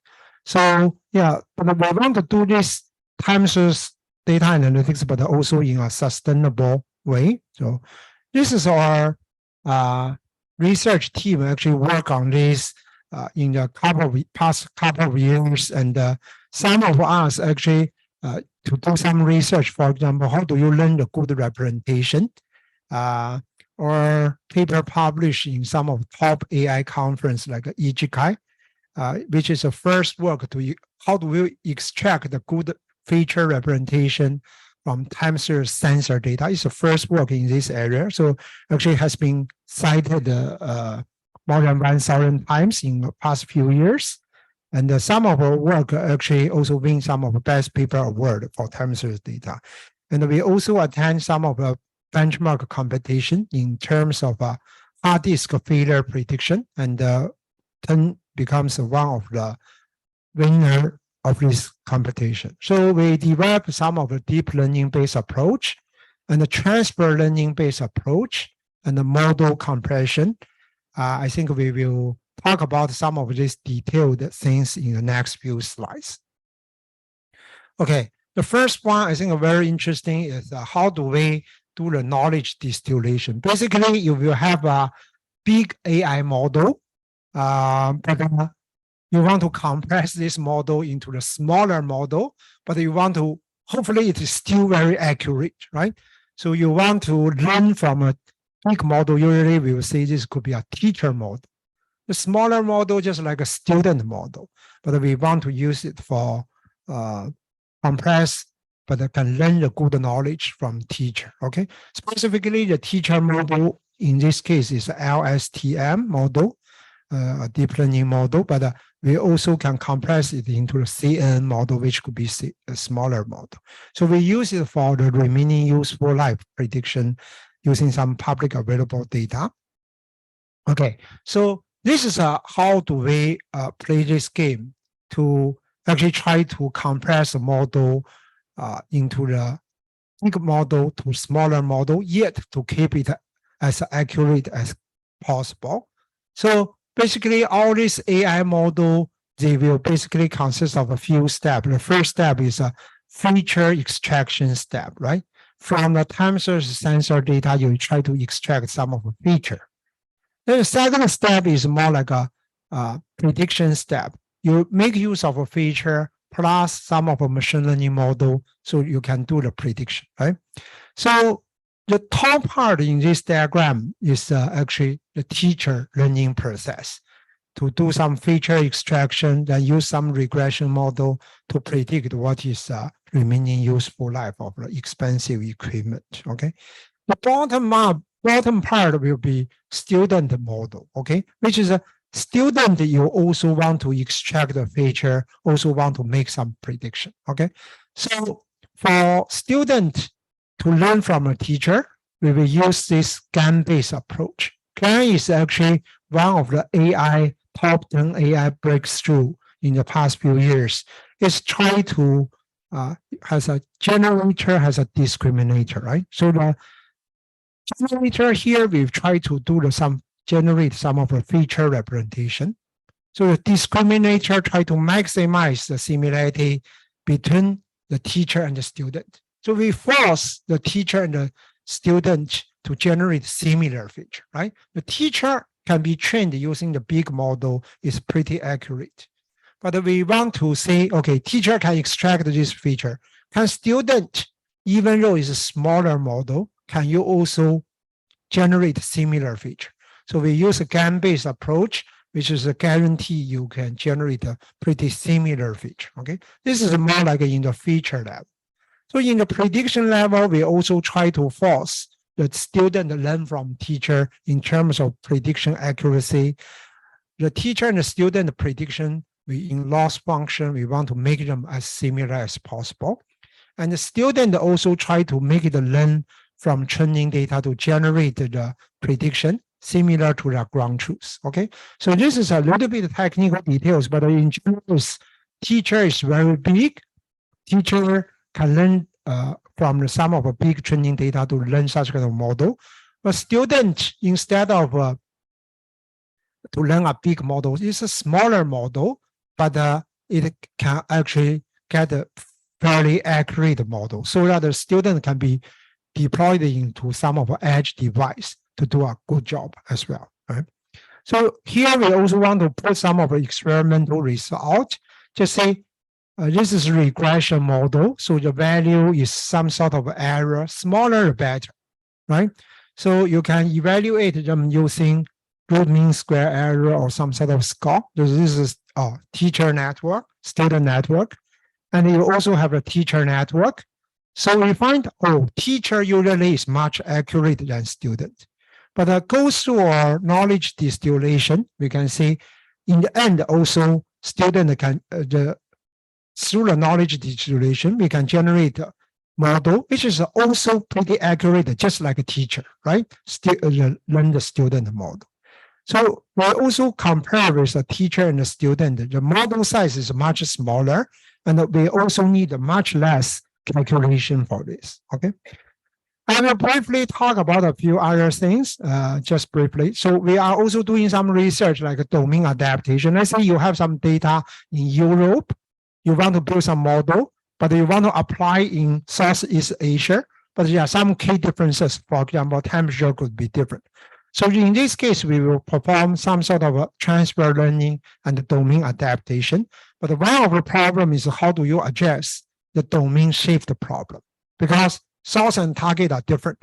So we also develop some of the transfer learning based approach, which is able to build a bridge between the different area, different source and the target domain, which is able to get much better result. Okay.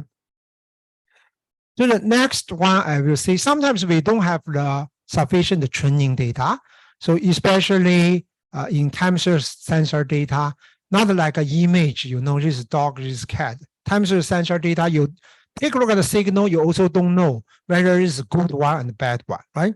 So we also develop some of the contrastive learning based approach, which is able to learn this prediction much more accurately. But this is a little bit more technical details. How do we do the contrastive learning? But the key idea is we don't use training data much. We basically use the sum of the sequence data to predict the future by doing the create a contrastive view. Okay. So we find that actually if you can learn some of a good representation of your data, even though you don't have much training data, actually you can do a good job in the future when you do the prediction. So the last technical part I want to introduce is just say, sometimes we want to do the prediction. We can leverage some sort of a collaboration model between the edge device and the cloud. For example, your watch and also the cloud server and so on. So in this case, you will need to say, okay, what is a model consumption in your edge device? What is a model energy consumption in the cloud? And here you will need to have some sort of estimation, whether in the edge device, which has a much less memory and computational power, can you do the accurate prediction or not? If not, you send your data to server. Otherwise, you will do it in your local, right? So this is some of our latest research published in IEEE Transaction on Sustainable Computing, right? So I want to give a few examples. We work with some of real world data, solve some real world problems. So this is one of the work we work with Singapore Airline to do some anomaly detection for key aircraft component, right? So actually this is a video, but I'm not sure whether this can play this video or not. But and actually this is basically to solve the problem for condition monitoring for key aircraft components, right? On this part of the journey is Royston from SIA Engineering Division. In any normal situation, you would have to wait for something to break before fixing it. But in aviation, this isn't an option.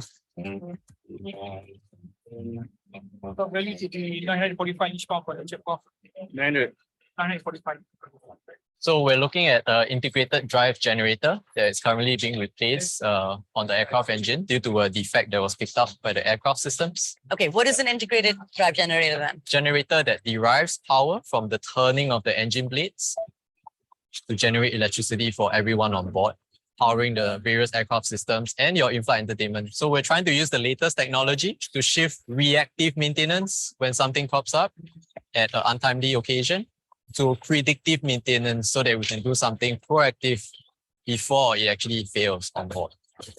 SIA Engineering Division is able to access thousands of sensors worth of data, some recording at up to 8 times a second, to detect precursors to potential problems weeks in advance, such as, for example, an engine part which may be running just slightly hotter than normal, or airflow that appears to be marginally slower due to an obstruction building up.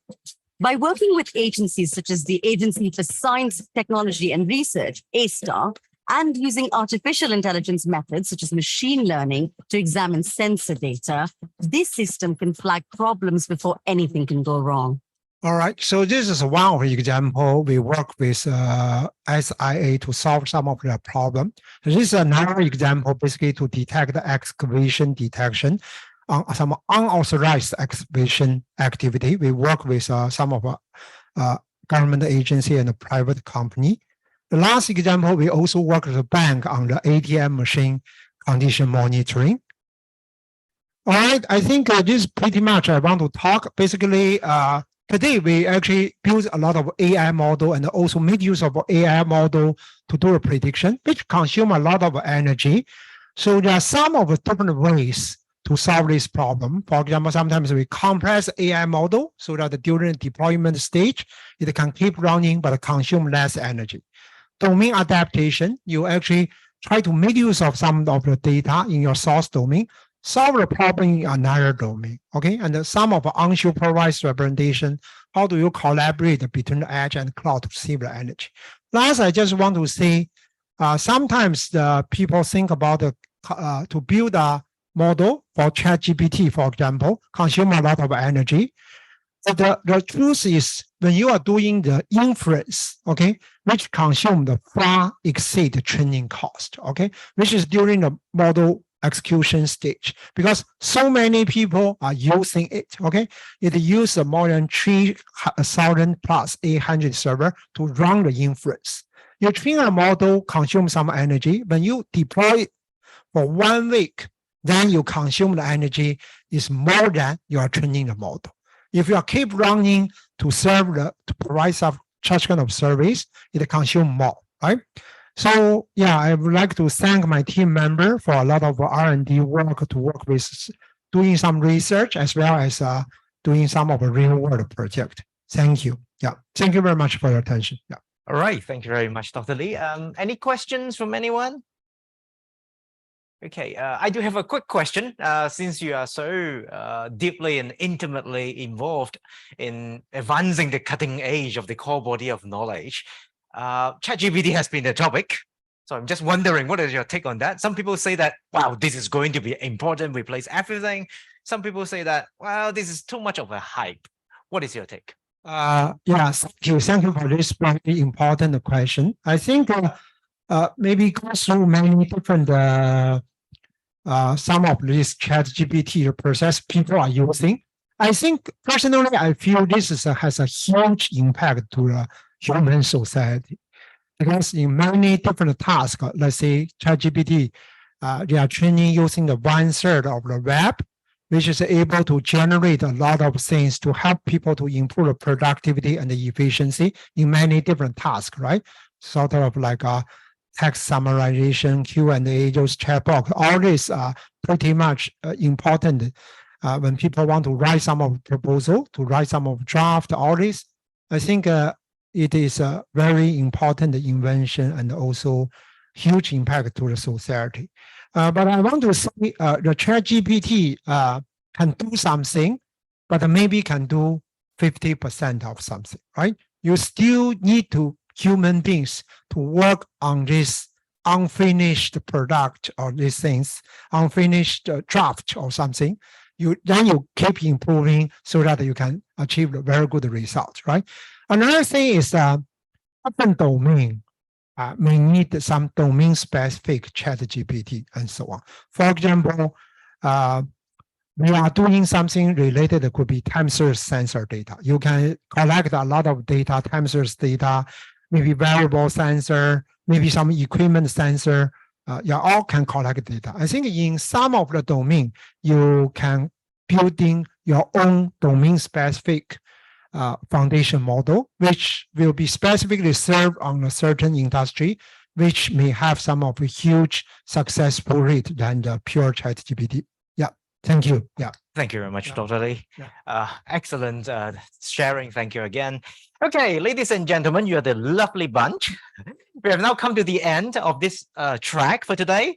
And I would like now to invite you to the foyer for the afternoon tea with everybody in chit chat. And I would also like to invite you to attend the next session, which is the panel and closing in the main auditorium at 4 p.m. So see you there. Thank you very much.